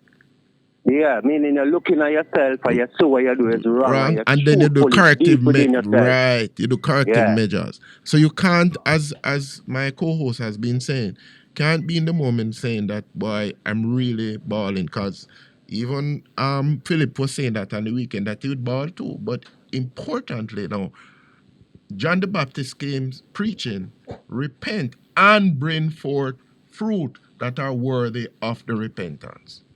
Let us not forget that. Sure. Yeah. So, me I meditate now, and Sheffield as I hear call it virgin, me I say, crying can't nobody. Crying can't nobody them way there, because the point is, there are a lot of policies in the country that are keeping on us in the country. Mm-hmm. We have a school system within your hand. We need to put more money within the school system, right? Because education develop people so that people can produce more. So if you truly want more production, put more money within the educational system, especially from the basic. True. Basic, primary, develop them. Because if you develop them from them age there, when them reach secondary, them have a mind to develop themselves. They don't need that much push from nobody. True. You know? So, them the crying that to me don't make no sense.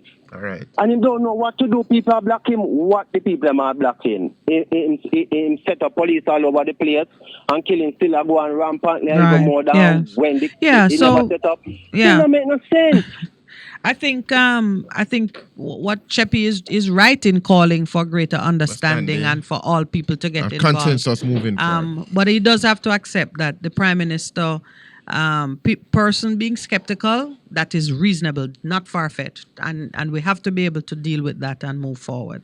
Thanks, my Let me tell brother. you something. Yes. You see, Douglas and Zeke, Mm-hmm. you see, Douglas and Zeke, to give them the police force, not tell you, they bring them crime faster than all them people that bring them crime. Not tell you straight. All right, that's an opinion. I might show something, but thank you, Wayne. We are present to another Yes, call. because somebody soon To call call and you. say, Chief Corey.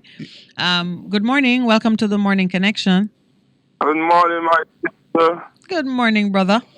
Good morning, Pastor. How are you doing, my friend? How was your weekend? I had a good one. Why, quiet as usual, you know. Okay. Why, me not like criticize a man still, but you see, Sheppy, Sheppy only want unity when Labour Party in a government. A long time Sheppy a call radio station every time when PNP in power, you know, there's not the PNP party can do where satisfy him. And every time in Labour Party in a power, my car, you cannot be calling for unity when you're siding a power. So make Sheppy go here, man. Sheppy not no credibility. Sheppy not the whole Jamaican knows that Sheppy not no credibility when I talk about Christ unity. All right. That being said. Yes, but just because it's Sheppy crying for it, we still need it. We need still unity. Yes. But as I was saying, you cannot be crying for unity only when you're siding in power. Yes. You must cry for unity all the while at all times. All right. Yes. On Saturday I got quite an awakening. Mm-hmm. I went to the supermarket and I bought some saltfish. Mm-hmm. And I never know say you pay taxes on saltfish. We do? No. Yeah. No. I am saying no. The saltfish is supposed to be our national dish, right? Mm-hmm. No. How many people in this country can afford a piece of the national dish?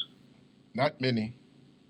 That is something we need to look at, you know. Wow. I didn't. You sure? Yes, man. We pay taxes on saltfish, man. Yeah, man. No, I'm saying. And that bring me around to our beaches. Yes. We have made we as a country have made so many sacrifices of giving all the hotels and all those companies the best beaches Mm-hmm. where we can go there. You understand? In terms of I don't know if you follow any link what I'm making. Yes, I am, because others have called in and one man said it just breaks his heart to see the tourists over there having fun on the beach and the beaches are closed to Jamaicans. Yes, And so our government has given all our national wealth to people that own business in this country. The bank, the NCB bank, was almost given away to this gentleman. And what are we getting from all those national things that we divest and we almost give away to those entities? all right, so we won't attempt to answer the question because it's too big and I got the signal for the break. If you can stay with us, I would love for you to do so, because we've been talking about issues of sovereignty, and you're exposing something here that should cause every Jamaican to sit up and take note. What does it mean to be Jamaican? What do I really have as a Jamaican? Can you stay with us for a minute? Can you wait for us? We're going to take a break. All right, great. Go ahead. Yes. Good morning and welcome back. Okay, my brother, we were talking about the beaches. In stringing all of this thing together, you see, what I'm simply saying is that from the saltfish that is a part of our national dish, Mm-hmm. to some of the politicians them that went into politics with almost nothing, and you see them get rich now. Mm-hmm. So all the business leaders where the government give them all kind of tax break and all kind of incentive, and what have we as a majority of Jamaicans get out of that? We pass on to the beach. Yes. We can't go in there. We get the bankers, the bank, and all they do is speculate on the dollars and make the dollar go up. Inflation. And we can't buy food. When our family send a little money come give us, if them pay 2 times for it, them pay to send it in Jamaica and you pay to receive it. And then pay to receive it. Yes. What kind of country is the ordinary Jamaican benefiting from? What are we benefiting from in this country now? When them tell us well, we must accept, we must sacrifice, make all the sacrifice for so have the tourists give away with beaches and all them type of thing there to the tourists and all them thing, and we all we can do is stand up and look like brother dog, and we can't go over there. And what benefit are we getting from all of those things that we are doing? Sacrifice that we are making for this country. Yep. And you have to add to it through the degradation of the environment, so that in days to come now we can't even get water. Some people don't have light, some don't have health, education is a mess. What's the value of being Jamaican? We have to look into these things, you know, and yes, stop hero worship in hero worship men that go past stage go cry because of their own selfishness. I cry the prime minister, I cry if make people serving that he can stay in power. Yes. To make him and his children live good. Yeah. I'm not crying for us as Jamaican. Well, one of you, I think it might have been you, taught me last Thursday that pressure can make a man cry too. Just because you see tears. You know, somebody said it to me. So we have to look at it critically. It's time for us to look into ourselves as Jamaican and what are we benefiting from all of these things that our government are doing in our name, right? Yeah. And what is really the value of being a Jamaican? Some people tell you that is how much money the future generations have to pay back. It's in the minus. Being a Jamaican means the obligation to pay debt and to get very little in return. Very little in return, because when I saw the salfish thing, man, it come to me, I said, but this is a national dish, and how much people in this country can buy a piece of the national. I thought it was one of the zero-rated food products because, one, it's the national dish. Two, it is one of the main staples for the poorer people to eat from. No, man, that moved from long time. All right, we're going to look. We need a salfish lobby. There are some things that need to be zero-rated. So you see the mindset of those who we have in charge of the country. You see the mindset, because they couldn't protect something. They cannot even protect something that they put in this thing as a national dish. And it is, and we have the ability to protect it because we are setting the tax laws. All right, my brother, I have another caller on hold. Thank you. Always insightful. Yes. Always insightful. Okay, all right, okay. All right, have a great day. Good morning. Welcome to the Morning Connection. Yeah, good morning. Good morning. Good morning, Russ. How are you? Good morning, Pastor. Yeah. The caller, put it the right way, you know? Mm-hmm. Yeah, the caller is an effective caller too. Yes. Yeah, man, the effective caller too. I like when man call, and when him don't talk, you hear when him really. You understand? And you can relate to it, and it's either you agree or you have. I don't mind sometimes for real. I'm a call a long time, you know, and my credit run out. Talk faster. Talk. Yeah, but you see, you were appreciating what he was saying. Me too. Yeah. So even though I knew someone was holding, I wanted Jamaicans to get the benefit of what he was saying. And if you feel the same way about something, just know, say I know you won. Yeah, man. I don't know if I Portmore that call the name. You know. Yes, Portmore. No, we call him Edlet in self-interest. Yeah, but let me tell you something. Yes. You see, same thing like what Sheppy do a while ago. That the Prime Minister. The Prime Minister trifling. If you notice the previous prayer last year, the Prime Minister come and say him a repent him and his wife. I don't know if I remember. I remember everything going on in this country. He's doing what? He's repenting? Yeah. Them feel him and other prime minister feel this country. That's like 4 or 5 years ago, man. Yeah, so them feel the country. That was when we was saying last year.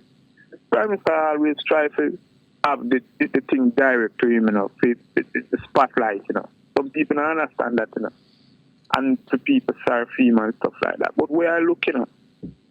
And how I look on this thing, you know. When you was opposition, right? You have your business and your land and them things and your war tax and all them things. Certain country, you couldn't be prime minister. You understand? And then you want to tell people to pay tax, but you owe tax and all them things. So when you look the point on this prime minister and even some people were minister to. Yes. They're not leading by example. If at some country, them couldn't be no minister, no prime minister. You understand? But when I look on it now, I look on how Jamaica run, I look on the 200,000. Sitting them with them can't find for go to school. To go to school, yeah. And I look on how the education system run much millions ago. You understand? And then I'm going to talk about education. The education, you want to work in school, you can't work it. You go down at public to do a scam. They must send you somewhere, and it costs you how much money, and I'm going to say free health. When you look on the police, them not get no pay. I'm going to talk about Zozo. I'm going to talk about SOE. If you not pay the police, them, you think the police won't want to work? No. Yeah. That when is... you look on how this country being run, being people, some little people will get some little typing that one time I went in like Christmas work I work. And come at that out. Oh, people feel look on and people cry through themselves and that. Them things like going on in Jamaica. Jamaica needs a quick constitutional change, write certain law, just like how you see a school run with board, where if a principal come and not disrespect and not doing work, the board get together and fire him. There's accountability. Accountability. Yes. That Jamaica need. Jamaica don't need no man come cry and cry. You ever hear nobody cry themselves out of misery? Nope, not unless your job is to cry. Play this song for me. Yes. This song named by Tiger, Crying Fool. Tiger? Okay. Yeah, you guys heard Tiger. it? You got it? Tiger Crying Fool by Tiger. Crying. So, my brother, I want you in particular to participate in this. The Whistleblowing Act is under review. The Integrity Commission Act is under review. The Morning Commission is going to take inputs from listeners and submit a written input by the 14th of February as required by the Ministry of Justice. So stay tuned. We're gonna be canvassing and pulling from people as over the next couple of weeks. So thanks for calling. Yeah, man. You know anything fitting them, boy. Yeah, I know. I know the history. Excellent. So we'll work together on that. Good morning. Welcome to the Morning Connection. Good morning. Good morning. How are you? How are you? I am good. I just have one little piece here. When the Prime Minister comes to cry, like, I will never mock him, right? But the thing is, if you're going to cry, you have to show the Jamaican citizens that you're sincere. Yes. Crying should be followed by repentance. Absolutely. And if you're repenting, it means he knows better. That's what I cannot understand. He knows better. He needs to hold God's hand, because no amount of crying, no amount of pumping money in the country is going to save Jamaica. Only God is doing can save Jamaica. And he needs to invite God back into our country, not take him out of schools, not take him out of people's lives. There's too much crime, too much, I call it nastiness. And that's the word I see around me every single day. This morning, like you're talking 5, 6 o'clock in the morning. How many police do we have all over Jamaica? We have police in my area, and you're talking about 5, 6 o'clock. Persons are driving about with their music, blasting. I'm not talking about ordinary blasting. I'm talking about you having a session like out on the road. Yes. You put that big old box out there. Yes. This is what is coming from. And the curfew is on. From morning till night, and nobody cares. How can we have a country this way? People will go crazy because what? You cannot sleep. Sleep is one of the most important. Oh yes, factors. sleep and sleep deprivation is very harmful to the health. It's crazy. Yeah. Psalm 127 is what I'll give to our Prime Minister, and I'm doing this in good faith. If you build our country without God, then it's going nowhere. We are going to crumble. Yes. So they who build the city, if God doesn't build it, then they who labor. We're laboring in vain. And he also asked the Prime Minister, and when I'm saying the Prime Minister, I'm talking to all of us, but I'm directing this to our Prime Minister. The leadership is critical. He asked you, Mr. Prime Minister, to turn from your wicked ways. So you cannot sit and watch the nastiness with the gunmen. You people know where the guns are, both sides of you. I am no politician. Both sides of you, you know where the guns are. Go and get them. The MPs know the gunmen. Give them in. Goodbye, because I don't have much credit. But guys, please stay safe. All Jamaicans would stay safe and the crime would end. I'm so sick of it to my stomach. I'm so disappointed to identify as a Jamaican because I am not proud. I'm not proud of what's happening in our country, and it needs to be cleaned up. Have a good day, guys. All right, my friend. Thank you so much. Okay. You're welcome. Bye-bye. Good morning. Welcome to the Morning Connection. Good morning. Good morning. Good morning. Morning, Rachel. Yes, I'm saying good morning to Jamaican people all over the world who are listening. That they too have a say. It doesn't matter where you live. This is still your home. I used to have a say before I moved back here, and I'm still saying. Quite a lot of people, I think I mentioned to you both before. First of all, let me say, the governing of this country don't need partisan people who want to take things for themselves and their friends. It's not a PMP country or a JLP country. Jamaica belongs to the Jamaican people. And so you have to have people who born and bred, know the road, know how things are within the government and the management. Do you understand? Because if you're going to cook, you need a head chef. You can't just throw everything in.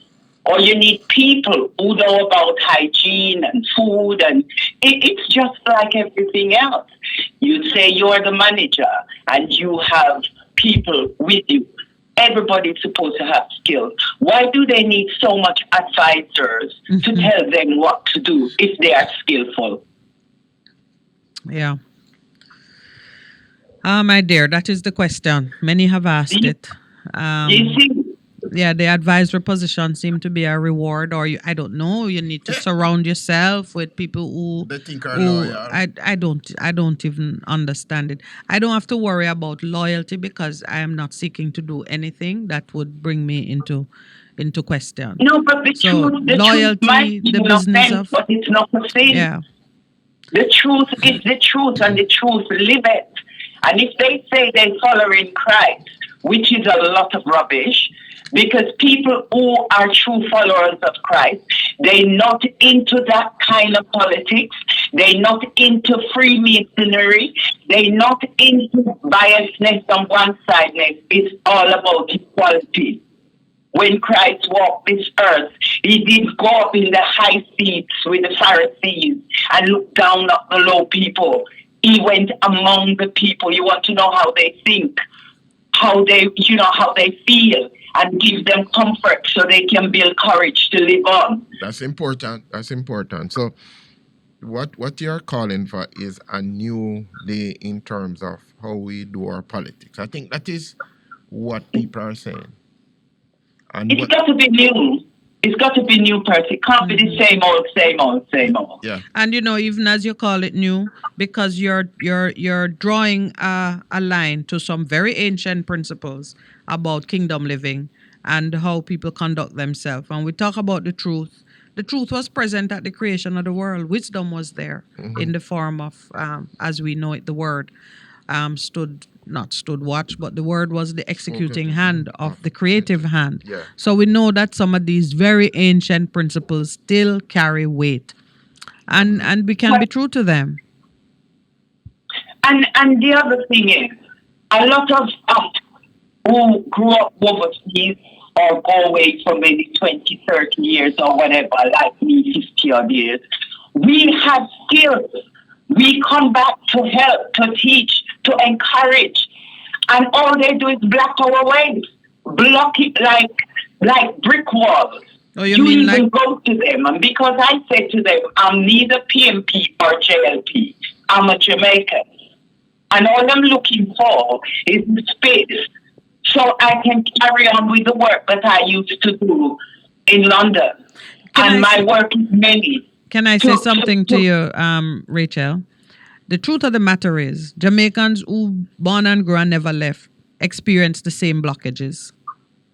I know. So you're speaking about something that manifests itself, is the same creature that manifests itself in slightly different forms for Jamaicans who look like me and you, generally. Yeah. And that is the devil that we need to bind and cast out. And you build experience because you want to share. Yes. And it is why we treasure the diaspora. It is why we invite people to come home. It is why we invite people to stay connected. So I'm with you. I'm with you on that.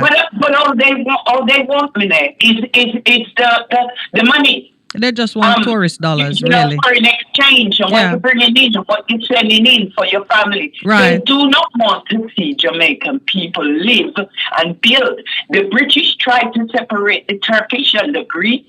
They did that with Pakistan and India. They do it all over Africa. And even Britain itself did belong to other people. Do you understand how hurtful it is that people know these things and have the country taking orders from the same people who have done nothing but divide and rule? Well, I think all of us bear the scars of it. And with that knowledge, we should be more determined to fight it. So thank you for your contribution this morning. Yes. We appreciate it. I am right now just looking at the story, a picture of the two journalists who were killed in Haiti. The apparent story behind the killing is that they did go to interview a gang leader, and the theory is that a rival gang intercepted and shot them up. When the bodies were found, they were bullet riddled, and they had attempted to burn the bodies. This attack on the press, because that's what it is, because they were journalists, is something that we need to talk a little bit about it, because sometimes we do get very hostile here towards the media when they report stories in a certain way. Good morning. Welcome to the Morning Connection. Good morning. Good morning. Oh, second time around. No problem. You are welcome to call us. Go ahead. I've been thinking about Jamaica and the society and the politics and everybody. Do you think we're going to reach anywhere? I don't think we're going to get anywhere until we change certain things in this country. Did you know that most of our leaders, politicians, the secret society that they join belong to the white man? You mean the lodge? Yes. They are the one that's in the Lions Club, all those clubs, all those people I know, even down here, they join those secret society and they have to follow their creed. Because I once joined one, I joined this thing that they call Optimist. Yes. And when I read the creed, yes, and it tells me what, I said, no, but not only that. The Jews that they collect, that you pay, yes, right, it goes straight to the United States. Oh, it does? The Optimist Club, for the Optimist Club? Yes, Okay. yes. I was don't know once about. being recruited for the Optimist Club. The name sounds rather beguiling. You're saying you didn't stay long with them. And not only that, I was in Canada, right? I went on the farmer and I drive truck up there. And I was going through this town and I saw this big optimist sign. So I said, yes, welcome to this town. And when I stopped the truck, went to a coffee shop, all the white people were looking at me with a scorn. I said, you know, yeah, they're all looking at me like I was some piece of Oh, garbage. they'd So I never said, met but a black optimist. it seems like that. No, they didn't know I was an optimist. But Well, what they say, what they say in their creed is supposed to love everyone, love this, love that. yes, So when I drive into that town, I expect those people to, To love you you. know, to display. greet me Hmm. with love. Yes. And it was nothing like that.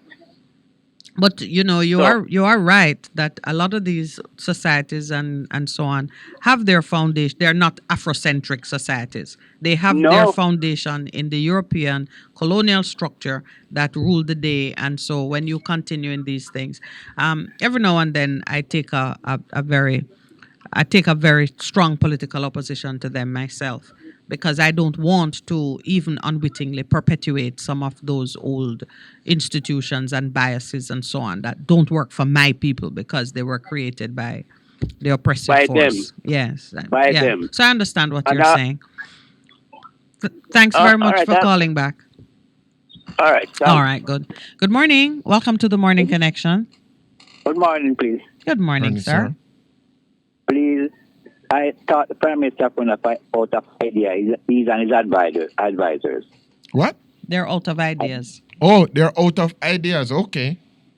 There's one thing I want to play for me this morning. Play the tape that he was speaking of, that he was going to make people sleep with them door open. Okay. Okay. Play Pastor that tape. you had found And the speech. And the opening, it's inauguration, yeah. If we yes, can and that find it, I'll see if we can find it. yes, he said that in the other party run out of ideas and plenty other things that I on the tape. Okay. Thank you. Okay. All right. All right. So we were talking just before, and those two callers, I was just wanting to make mention of the death of those two journalists in Haiti.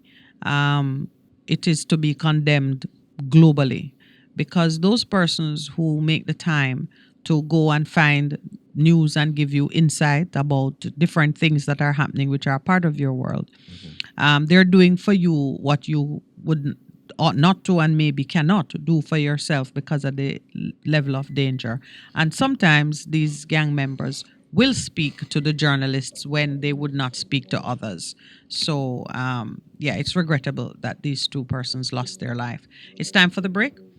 All right, we'll take the break and then we'll be right back. It is the 9 o'clock hour on Best 100 FM, the morning connection.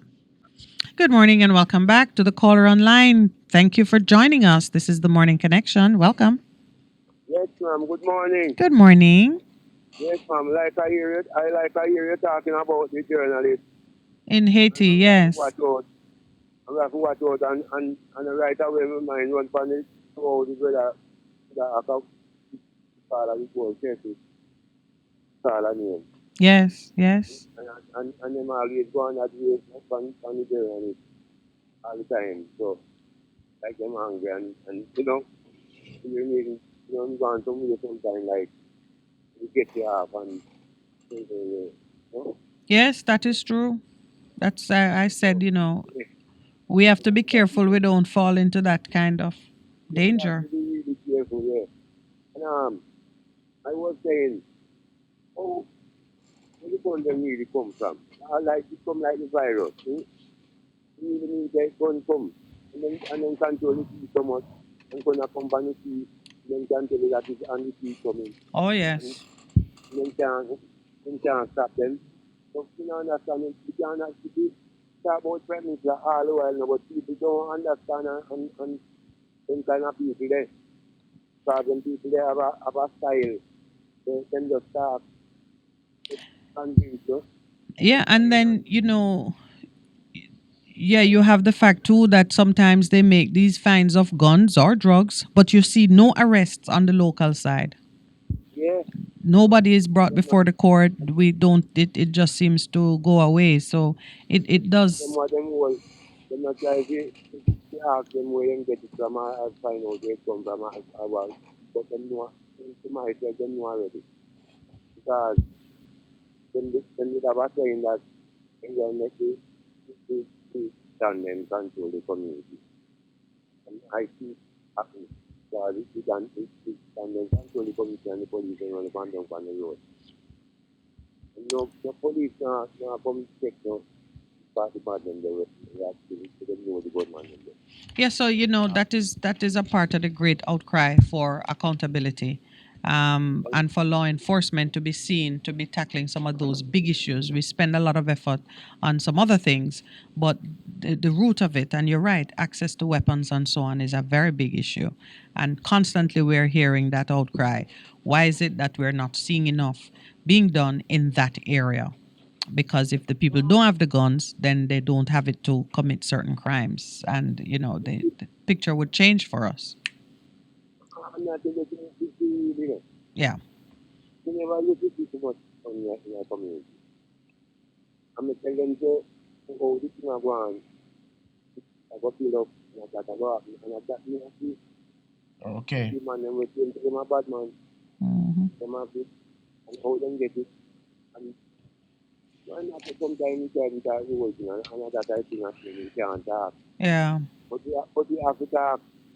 Well, because ultimately, eventually, we will have the day when citizens rise up in protest, and those same guns are gonna be put to use in a different way. And I think if we're gonna be worried about guerrilla and guerrilla warfare and secessionist moves, that is a greater concern than whatever could come out of Accompong. Thank you, my brother, for calling.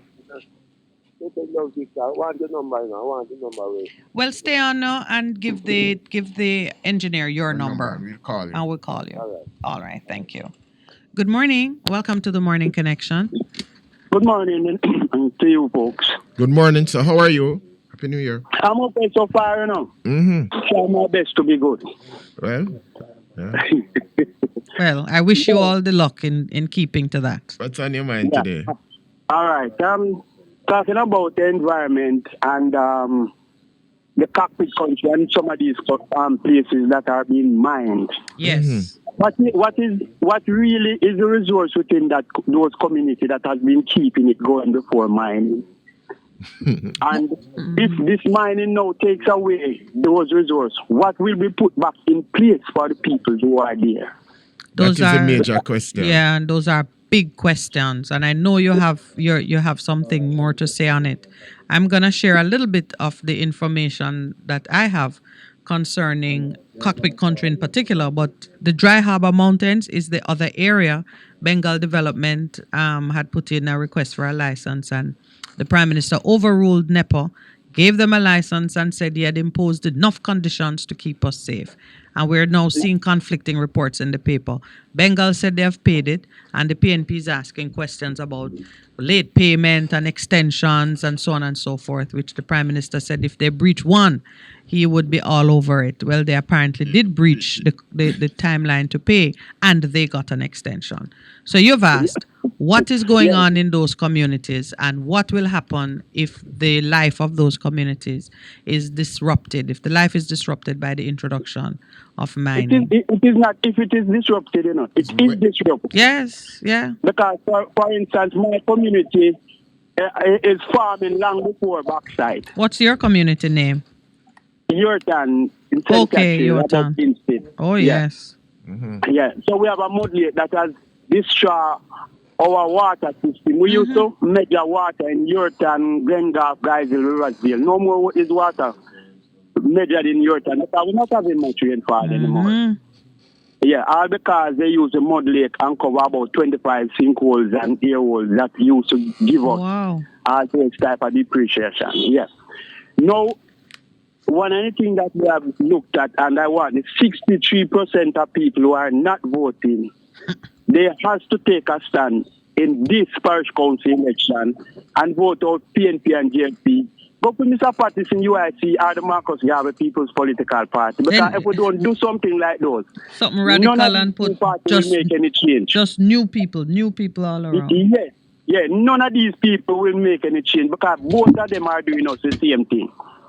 One might be a little way, but they are both doing us the same thing. And from 1980, I want someone to do an assessment from 1980 till now, where we have left from and where we are today. Because if we look at that, we will now know some of the things that has taken place by the colonial masters and these persons who have been put in power over those years. People That need is to true, understand sir. that without management, the country cannot run and deal with external companies or you'd say governments. So we must have management team in place. Yes. But the PNP and the GLP cannot be the ones who will work with in this time. We need to make a change. We need to be revolution. We talk about revolution. Revolution has to be the gun and support. Make we use the ballot, man, this time around. All right. Yeah. Well said, my brother. Well said. I'm when after the call, and so thank you for calling. That has inspired me. I'm gonna share a little of what Miss Macaulay had to say after she did her evaluation of what is happening. The first point she made is that the government of Jamaica is a 51% shareholder of Noranda, the applicant for the mining lease and environmental permit in the contested area of the cockpit country. Government of Jamaica is also the regulator, and this she described as an irreconcilable conflict of interest. Why is the government of Jamaica operating a bauxite company? And you have to add that question to the atrocities we have learned of with CAP, where, the government has put so much money into this other entity, and half of it, $100 million, has been called into question. 100 million US dollars They call into has question. been called but the into guys are saying question. is accounting. But anyway, that is It's needs to been be called called into question. Yeah. So the whatever it question is we are doing, however we are doing it, and then we hear that the craziness, the threat to the cockpit country is not foreigners coming to do something. Jamaica, the Jamaican government is a 51% shareholder. The 1,234 hectares of released area, which she says is a strange way to put it, because what they mean is that this is the area that will be mined. So it has been released from protection, is in the cockpit country as defined by the cockpit country stakeholders group using all relevant parameters and the people who live there. Yes, the area to be mined has been reduced from a potential 8,000 hectares to 1,234 hectares. But this is still a terrible transgression. The released area contains cockpit bottomlands of agriculture, nestled within and protected by forested hillsides with secondary growth. This is still forest. Keeping existing forests is an essential part of climate resilience. We need our forests standing, and we need them to connect to each other. The bauxite haul roads destroy those connections. The deep bauxite soils in the bottomlands not only support agriculture today, but they could support the restoration of native forests in the future. Removing deep pockets of moisture-retaining soils damages the potential to rehabilitate forest cover on the bottomlands. Given that an area of the western boundary of SML 173, that's the license number, in the area of Sawyers and Level Bottom, this is in Trelawney, that area was clawed back from mining specifically to protect farmers supplying domestic and export markets. Why aren't the farmers in this released area being given the same level of protection? So she's raising the point here of discrimination, that under a previous regime, land was clawed back, protected so that the farmers could continue. However, the farmers in this area not getting the same protection. And that is something that should be of concern to all Jamaicans, because you may look on and see something happening in one community and think that, oh, this is not going to affect you. it will affect you. Rest assured, if you refuse to speak up, your day is coming when you'll be given the same treatment. The released area, I'm going to call it the sacrificed area, she says, still sits over the poorly understood underground water connections to the Rio Bueno and is in the watershed protection area of this river. The concerns about potential impacts to groundwater remain, especially the increased risk of flash flooding discharge events downstream when the deep soils which buffer during intense rainfall events are removed. The sacrificed area contains the small communities of Barnstaple, Bryan Castle, Jackland, Richmond Pen, along with its water catchment area and Broadleaf. The Jamaicans who live here are the ones who will have to contend with the public health and quality of life impacts of bauxite mining and transport. This is an environmental and social justice issue.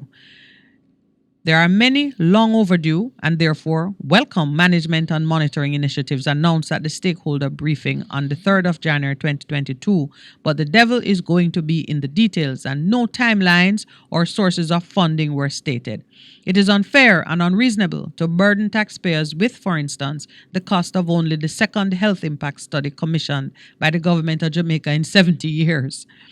Advising the public and the media of this important decision very quickly after it had been made is a welcome development. She gives them a compliment there because usually we are left to find it out on the run from NEPA and the NRCA. There's a little bit more, but a call is coming in. It is actually longer than I thought. But there you have it. Miss Macaulay is known to be one of the most strident voices on these issues. And she has shared her views, and I'm sharing it with you because this is not just a Maroon issue. This is an all Jamaica issue. Welcome to the Morning Connection. Morning. Good morning. Morning to you both. Morning, sir. Well, I see the Prime Minister going to talk tough about the Maroons.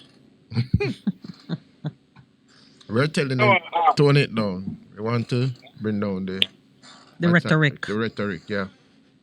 Question I want to ask. Yes. Who do the shoot? Who themselves do the shooting in Maroon? Oh, it was conflicting. There was a dispute between police and somebody else. It's a policeman who has connections to the Maroon community. Yeah. So if it is a police, go and do it as them say. Mm-hmm. What that state? Is that outside going to go to do the shooting? No man, he has Maroon family. He's connected.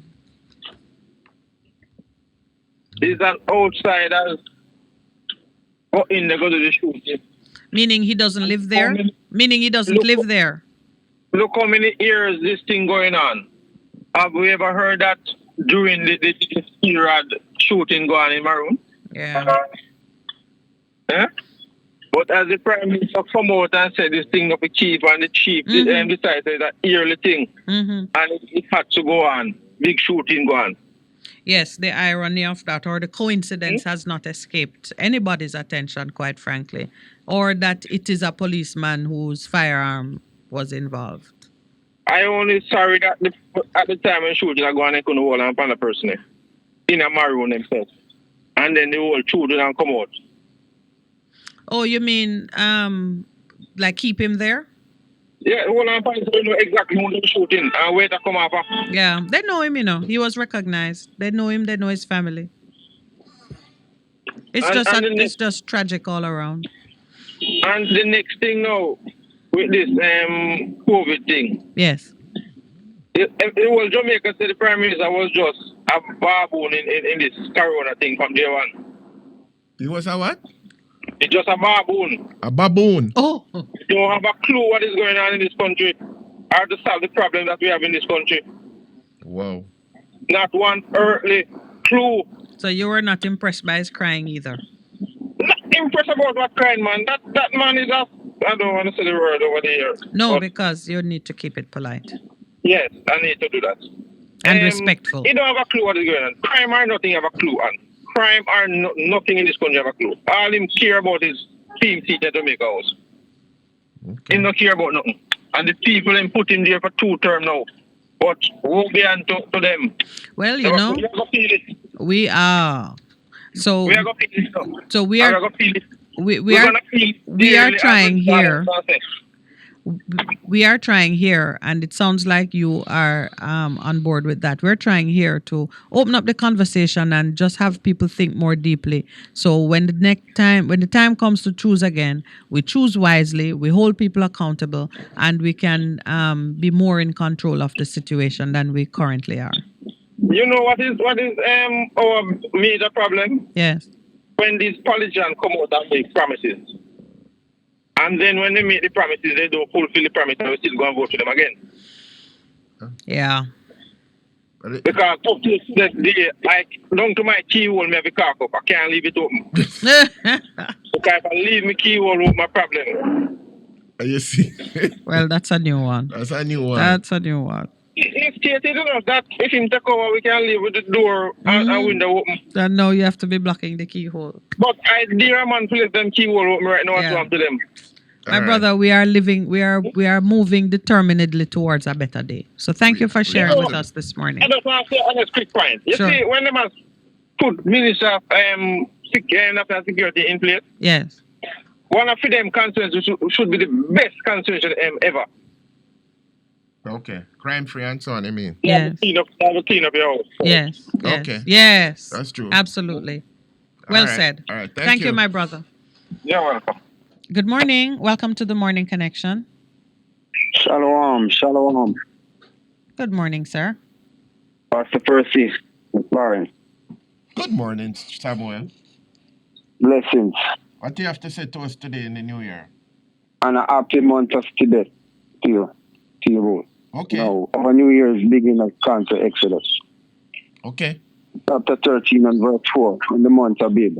Exodus chapter 12 verse 2. Yeah, we understand that. The beginning of month. Okay. So you have the Jewish calendar and you have the Georgian calendar. So you are going by the Jewish calendar. Not wish, and it's not Jewish. It's Jews, the kingdom of... Wow, what is the noise in your background where you are? Okay. Go ahead, my brother. Someone passing by still. Okay, go ahead. Yes. What's your point? What do you have to say today? Pastor, yes. Is it possible? I'm making a request. Is it possible for you to one day get Mr. Curry in the studio or via phone for an interview? Because this issue in which Mr. Prime Minister is speaking on about a state within a state. Mr. Curry has some points and some good points in what he emphasized. And also, is that the government, based on the Constitution and the agreement that was signed in the 17th century with the Maroon? Yes, the treaty. Yes, this treaty, we need to get this clear between the Maroon. All right, so full confession, we do have an arrangement to interview Mr. Curry, and we have spoken to him on several occasions. We did an interview with one of the young leaders from his community. I am being very careful now on the timing of it because I want to see a toning down of the hostilities and the crosstalk and so on. So it is scheduled, and we are not going to leave this issue alone. It is too important, and we're not afraid of it. But I certainly want us to move very carefully to be a part of the solution and not to inflame senses. And Mr. Curry, for all his brilliance and the rightness of some of his positions, he's not a diplomat. I can tell you that. And he speaks, and it seems like the Prime Minister himself doesn't have the restraint. So this morning you heard we were talking about meekness and exercising, keeping your strength under discipline and control. Both men need to do a little bit more of that. And I don't want to be a school teacher who is saying no, and no. I want persons to be able to say what they need to say, but it has to be at a time when it can be of the greatest positive impact. I'm trying to tone down the conflict. Yeah, so you're right. So we got it. We have it. Yes, was there something else you wanted to say? Because we'd have another call. Quickly. And Pastor, sure. That's one of the fruits, meekness, as gone to Ephesians 6:21 and down. All right. That John was asking the children of Israel to bring as an evidence of repentance. Yeah, man, that's what we're saying. Love, joy, peace, long suffering, gentleness, meekness, temperance.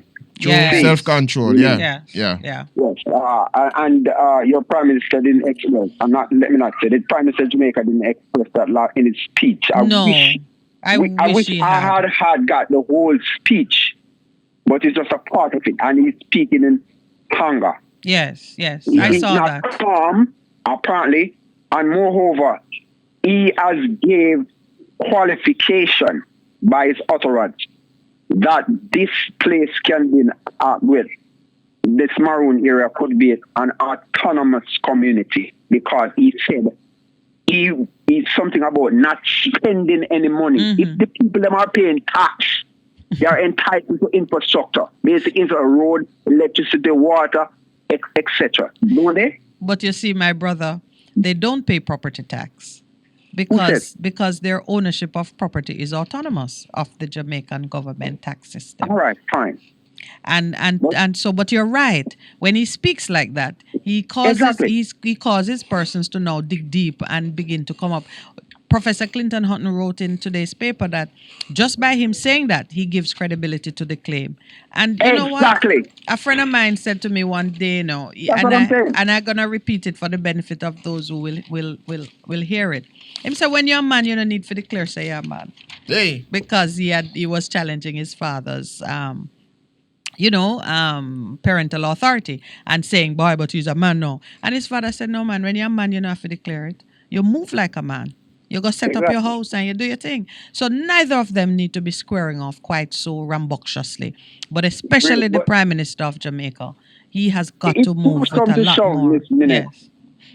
I'm a man of peace. And I teach peace. I teach Christ. I teach our Lord and Savior. And I want people to understand who they are. Yes. Mr. Curry has a very, on another side now, he said some time ago that they are of the native people of this island, and he had some very powerful evidence. Yes. I want him to bring. You're gonna hear from him. You will hear from him. But as I said, let's do it when it will be well received, and don't start another crosstalk and worry, because he too wants peace. He knows he cannot exist without a peaceful relationship. He knows it.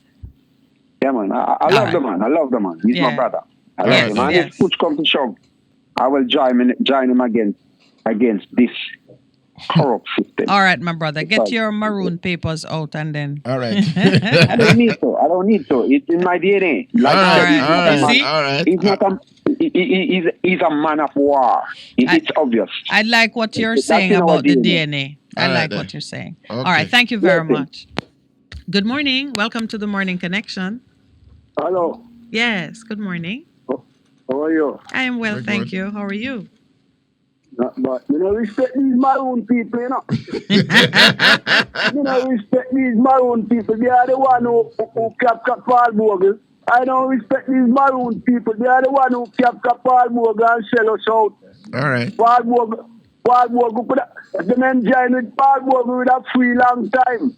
They are the one who capture Paul Bogle for them own self-interest. All right, sir. We hear you. So, so when we check this Maroon is here, I say these Maroon them sell us out. Sell us out. Okay. Rusty, man. That's what the Maroon did, you know. Man, when you check your bloodline. Man, when you check your bloodline, you're Maroon, you know. It's them capture Sam Sharp and Paul Bogle, because the white man never know Paul Bogle. And then find out Paul Bogle and capture him. And even them kill him too. Because the treaty was any slave run away up on the plantation, catch them and carry them back. All right, Rusty. That was the treaty. So assuming all of that is true, does it mean now that we're going to punish them today? And we're going to take with their land? Or we're going to abuse them? No, they're supposed to come and apologize. All right. Well, so supposed to come and apologize. So what happened when they apologize now? One come there called child claim sovereignty. No, Rusty. After them sell us out. Rusty. You see where church do it too, you know. Rusty. Under Christianity, you know. Sell us out, you know. Rusty. Same thing in church, you know. Rusty.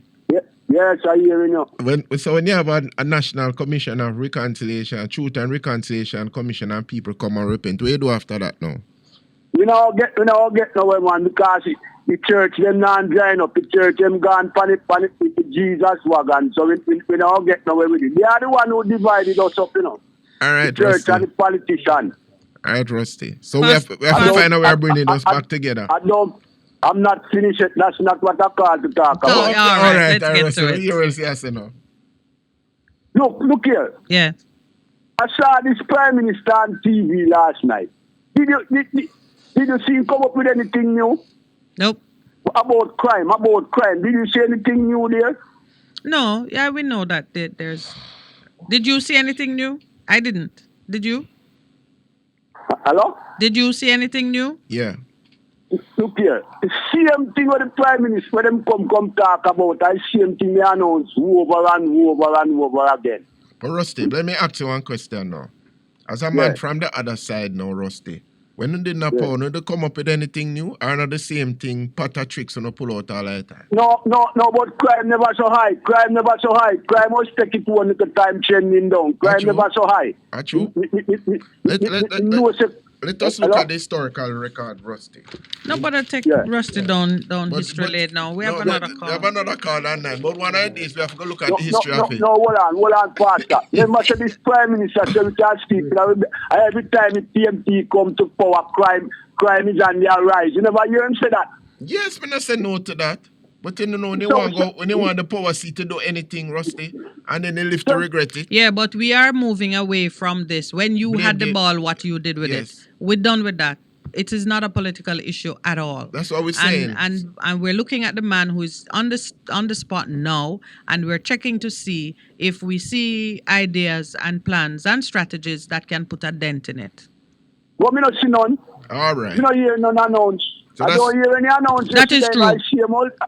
Same talk. Plan, you know. And you all card nap and shirt and curfew and all these things. Same thing. Same talk. And worse yet, now he said everything in though. People block him and he has tried and basically he accept that he has not had an impact on it. Nobody no block him. Because when Mr. Peter Bunting he asks the divine intervention, what them say? If you go and solve crime, if you go do the work. That them say go and do the work. Do the work. All right, so Rusty. Now this Prime Minister come balling on TV like a baby. So all me tell him, say, no, look here, cry, baby, moonshine light. Take off his shoes and go to his bed. All right, that's a good note. We're getting the signal. It is our break time, 9:30. Right. Thanks, Rusty. Welcome back to the Morning Connection. We have 2 callers now, so we're taking the first one. Thank you for holding. Good morning. Africa love, my sister. Africa love, brother. How you doing? Boy, I'm there. Hang on. No, tell me something now. What the Prime Minister said on this morning, RJR News, about this sovereignty thing. You would have to tell me we were here. You know, but, you know, me never want to go down to that because I find them things irrelevant. I want to know what the public defender now are going to do to Pim statement. Which one? The Prime Minister's statement? Yeah. Who's got that? Defend the public. Yes. Public defender. What is her response in concerning of his talk on the RJR News, 6 o'clock news? What did he say, though? You got to help us with that. At 6 o'clock, we were here, my brother. We weren't listening to the RJR News. No, in my talk, like all the Maroons to go one side. Right? And you can't go on the news and hear what the virgin say. All right. We try to... producer, try listen to it for us. And give us the highlights. But basically, he has repeated his dismissal of any claims to sovereignty. No, you might want to sovereignty. Oh, okay. One sovereign leader of Jamaica. One sovereign leader of Jamaica. One maximum leader, they want to call it. But, you know, this may end up now, next thing you know, we'll be like Trinidad and Tobago. It's going to become Jamaica and Accompong because the Prime Minister overshot the mark. All right. We don't want him to overshoot the mark, because the Maroons are not to be dismissed. What is the purpose? What point is public defender? Is it coming through the party? No, man, it's Parliament, Act of Parliament. It's an Act of Parliament at selector. Yes, so me want a reply from she. Okay, all right. Yeah. So you're sending out a call to the public defender to make some statement on the issue, like the one with what's the young lady name? Nzinga. Nzinga. That happened months ago. We don't hear anything about that still. Right. You understand me? No, look, no. We're talking about crime. I'm going to say this over and over on this program, Crime is one of them main ingredients. Like you have a pepper and the season and the scallion and the onion and thing and everything. Mm-hmm. Yeah. Right. And you have three things. To undermine, to discredit, while look political mileage. This commissioner of police now, me I love him though. Call the people to appoint him, commissioner, and not get no appointment through no party. Make the people appoint the commissioner now. We don't have more party appointment with the commissioner of police. So I'm sure that is one of the things that will be captured in the constitutional reform, because the foundations for the Jamaica Constabulary Force, or whatever they are called today, is the foundation for it is in the Constitution. You understand me? Yeah. I do, man. I do. Done. All right. Africa love. All right. Yes. Blessed. All right, brother. Thank you so much.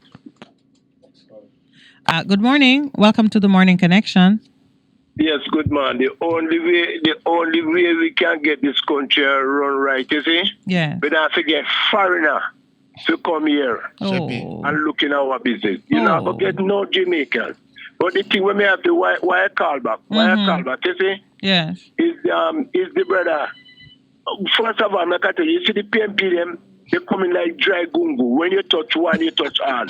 What the Prime Minister says is a song, I wish them looking at themselves and say, boy, the only time they will see themselves are when their mother or their brother or their sister shoot down. Then they consider look at the situation and say, boy, look here. Say, boy, this country need healing. Sheppy, you're going to explain the dry gungu one to me, because I've never heard that one. What does that mean? What happened with dry gungu? When you touch one, you touch all. Yeah. All right. You look on the palm tree and it tells you drop and touch one. And you see the whole, if you don't see the whole of them. Oh, like when you touch the pod, it just opens up and everything drop out. No, not the pod. The pod. The whole dry gungu on the tree. When you find you touch the tree, you Oh, I see what you mean. Oh, you hear the rattle. Okay, well, gotcha. I saw the PMP them stay. Don't go and get one little news. Simple news. They not look on the situation of this country, All right. And see that boy is turbine, tourists should come here. We have to live. Okay. And look here, Jamaica was nice when tourists come here first time. Some of them no sleeping at the hotel, Then go bush and put up any car. All right. Okay. And put them and sleep. Go and shop and come back, and then the money I spend all over the island. Okay. Yeah, no one will say go. Okay. If Richard says that the money are in he have some have foreign bank. Okay. And we're not looking at situation and say, well, watch out. We want good for our country. The only thing we are looking at, I can say when that person says something which is right. You are going to try for all right, Sheppy. All right, Sheppy. Thank you. All right. I'm going to work a public work. I'm going to let you go because I have another call and I don't want you quarrel with another call. No, man, I have another call. That's Sheppy, we have another caller. So tomorrow again. Bless you. Good morning. Welcome to the Morning Connection. Morning. Good morning. I like Rusty. Rusty, a comrade, Yeah, comrade too. Yes. But Rusty keep on a hit out against the Maroon them from down here. What I want to find out, is it these Maroon from down here that help capture Paul Vogel, or is it the one from up St. Thomas End? The fact is Maroon. You mean is it all Maroons or just All right. Well, listen, Rusty's not alone in expressing that concern that the Maroons are not friends to the Africans. The Maroons are themselves Africans. I think Yeah. it's time we let go of that. But Rusty No. at least says, let's have an apology. If that's what it What? takes, because the Maroons want to enjoy the comradeship of the full African community in Jamaica too. They don't Yeah. want to be out there being castigated for something that's a part of a treaty and for something that none of them today would be responsible for. And as I always like to say, white man never walk into Africa and just pick up some Africans, throw them over their shoulder and head to the boat. Some Africans were involved in selling out the Africans. But what I know, let me say something. yes. Maybe Rusty great grandfather was a house slave, and him not know that. Maybe he was a Maroon. While he must say Right, that. but maybe people like that. Yes. Maybe their parents were house slave. They used to talk when they go runway. Cause you have lots of black people like that. Yes. That is true. But what I'm saying, we're not if short all on the betrayal. Maroon came together when these one down here were fighting, we would have won the country from them. And listen, that is what Rusty said to you. He said if then they join with the rebellion, story would have a different story. Yeah, all right, my but brother. Then again, maybe the same thing would have happened here like we're going to Haiti. We'd have betray one another and keep going. Maybe.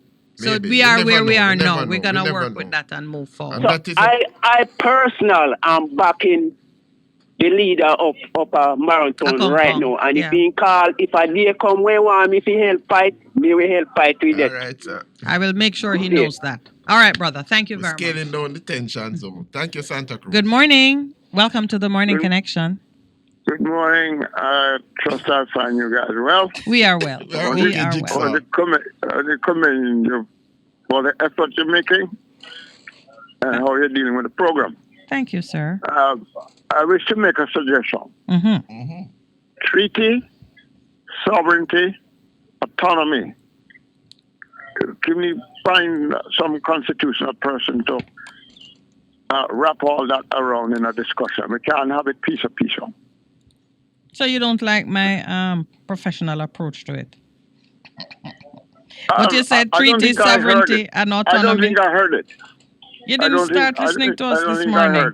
What time you came on this morning? Because we spoke about it. No, I've been in and out. Okay. All right. The truth is, it doesn't hurt to repeat it. Yeah. It doesn't hurt to repeat it. So we have been talking about it, actually. And as you know, when we started this show, I think every listener now understands what sovereignty means. And treaty don't require no great discussion. Treaty really is the kind of agreement that takes place between independent states. Is different from contract. It's a contract, but it operates at the international level. In international law, that's how it is viewed. There was a treaty with the military leaders of the Maroon tribe because the British acknowledged that they were independent of British rule. Which is the foundation of sovereignty and autonomy. So where's that? No, you're putting the both of them together? No, I said it's the foundation of sovereignty. Well, autonomy is one of the benefits of sovereignty. But bear in mind, that if your sovereignty is not recognized, people will deprive you of autonomy by constantly interfering. Yes. So autonomy can be compromised. Yeah, because a lot of us don't have a clarity on it. So we need to keep speaking on it. Little bits of it rather than the whole thing.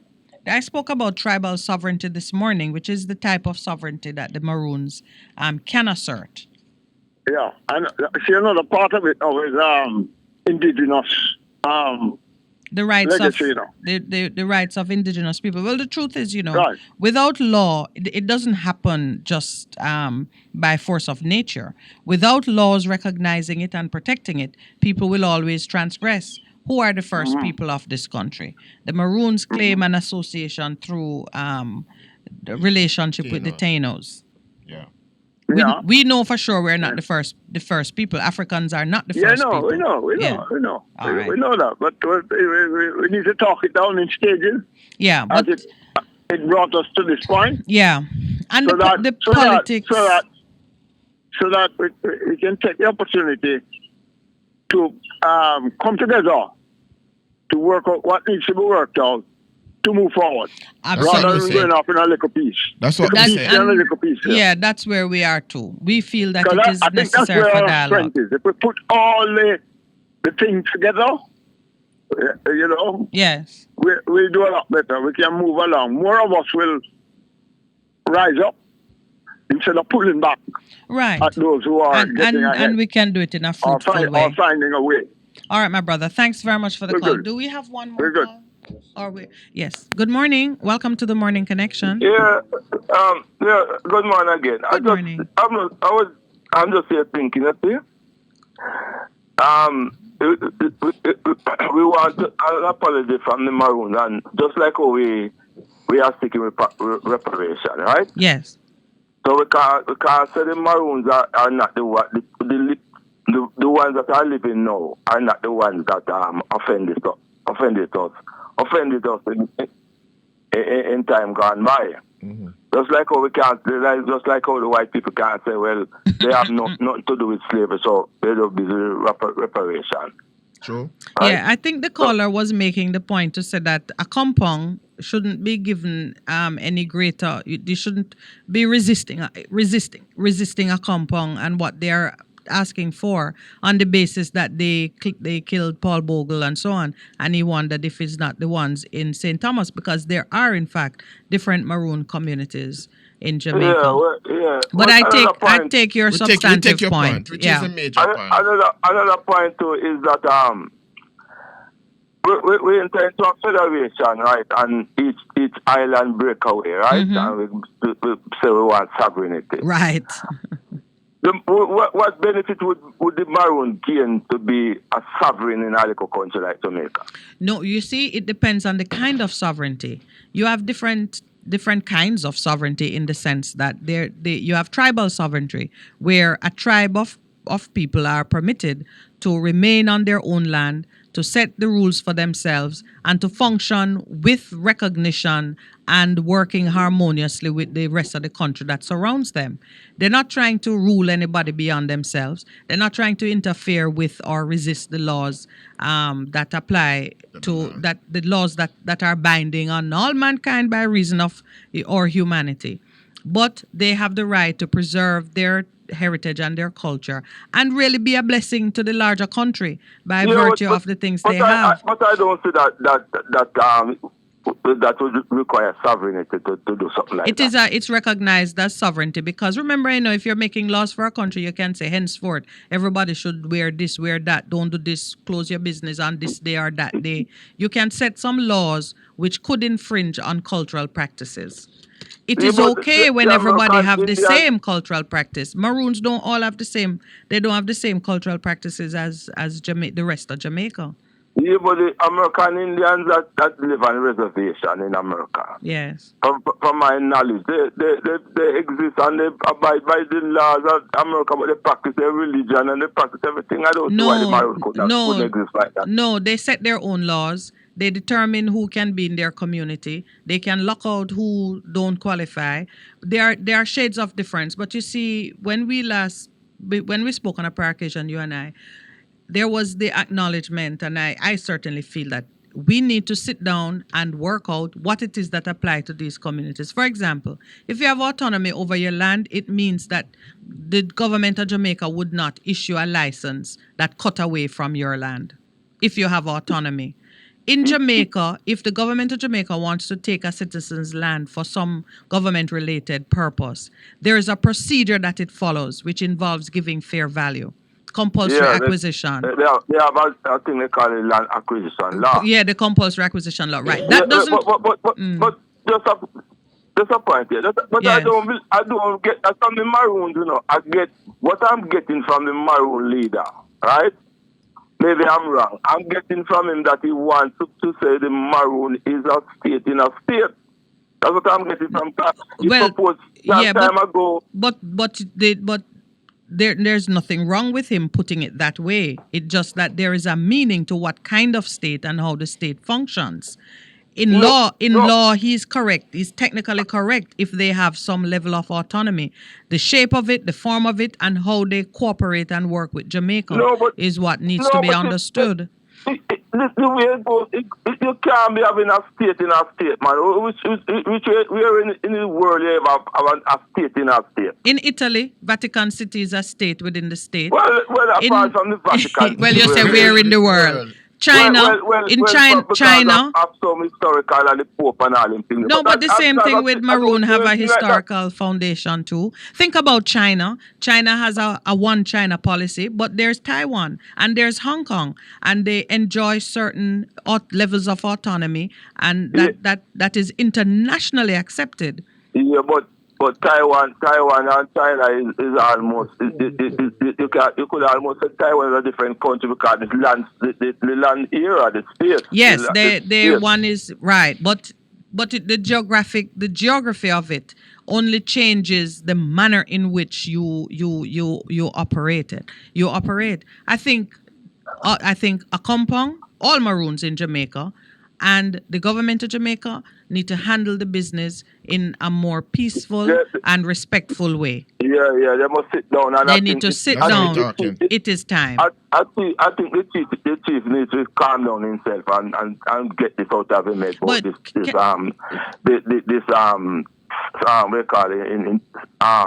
state in a state. What the Maroons need to do is to demand that their lands are preserved and the culture and all them things they are preserved. But I don't know. We the rest of us in Jamaica not we agree with us. No, but those are the two things though.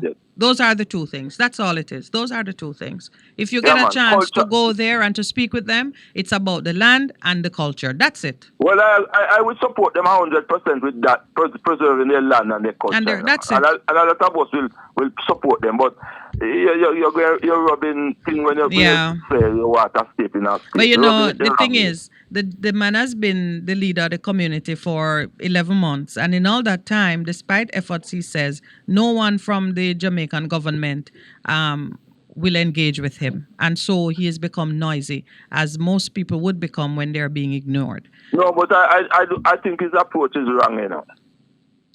He has come off to, going the wrong way by getting so aggressive and no, that's what I'm saying. That the aggression, we're seeing the aggression now because apparently peaceful engagement didn't take place when he was trying. But now they have each other's attention. We need to just dial it back and do the right thing. All right, my brother, you have the distinction of being the last call of the morning. Thank you so much. Okay, all right. I appreciate the call. You too. All right, what's the music we have lined up? Anything worth announcing?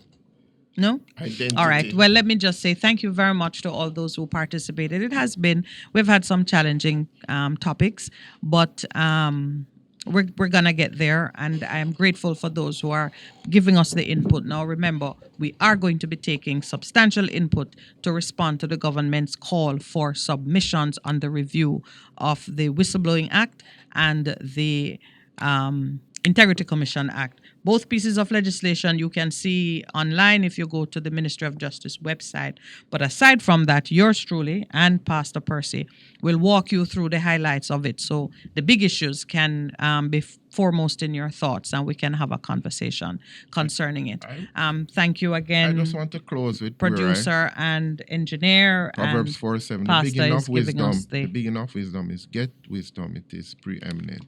And with all your acquiring, get understanding. Actively seek spiritual discernment, mature comprehension, and logical interpretation. As we've said, in terms of that, you should dial it back. Yes. We need to get understanding. And I can't go without saying hello to my friends in South Africa, especially to Miss Naidu Nalini. I miss chatting with you online, so please welcome back. And you all have a very good day. Mm-hmm.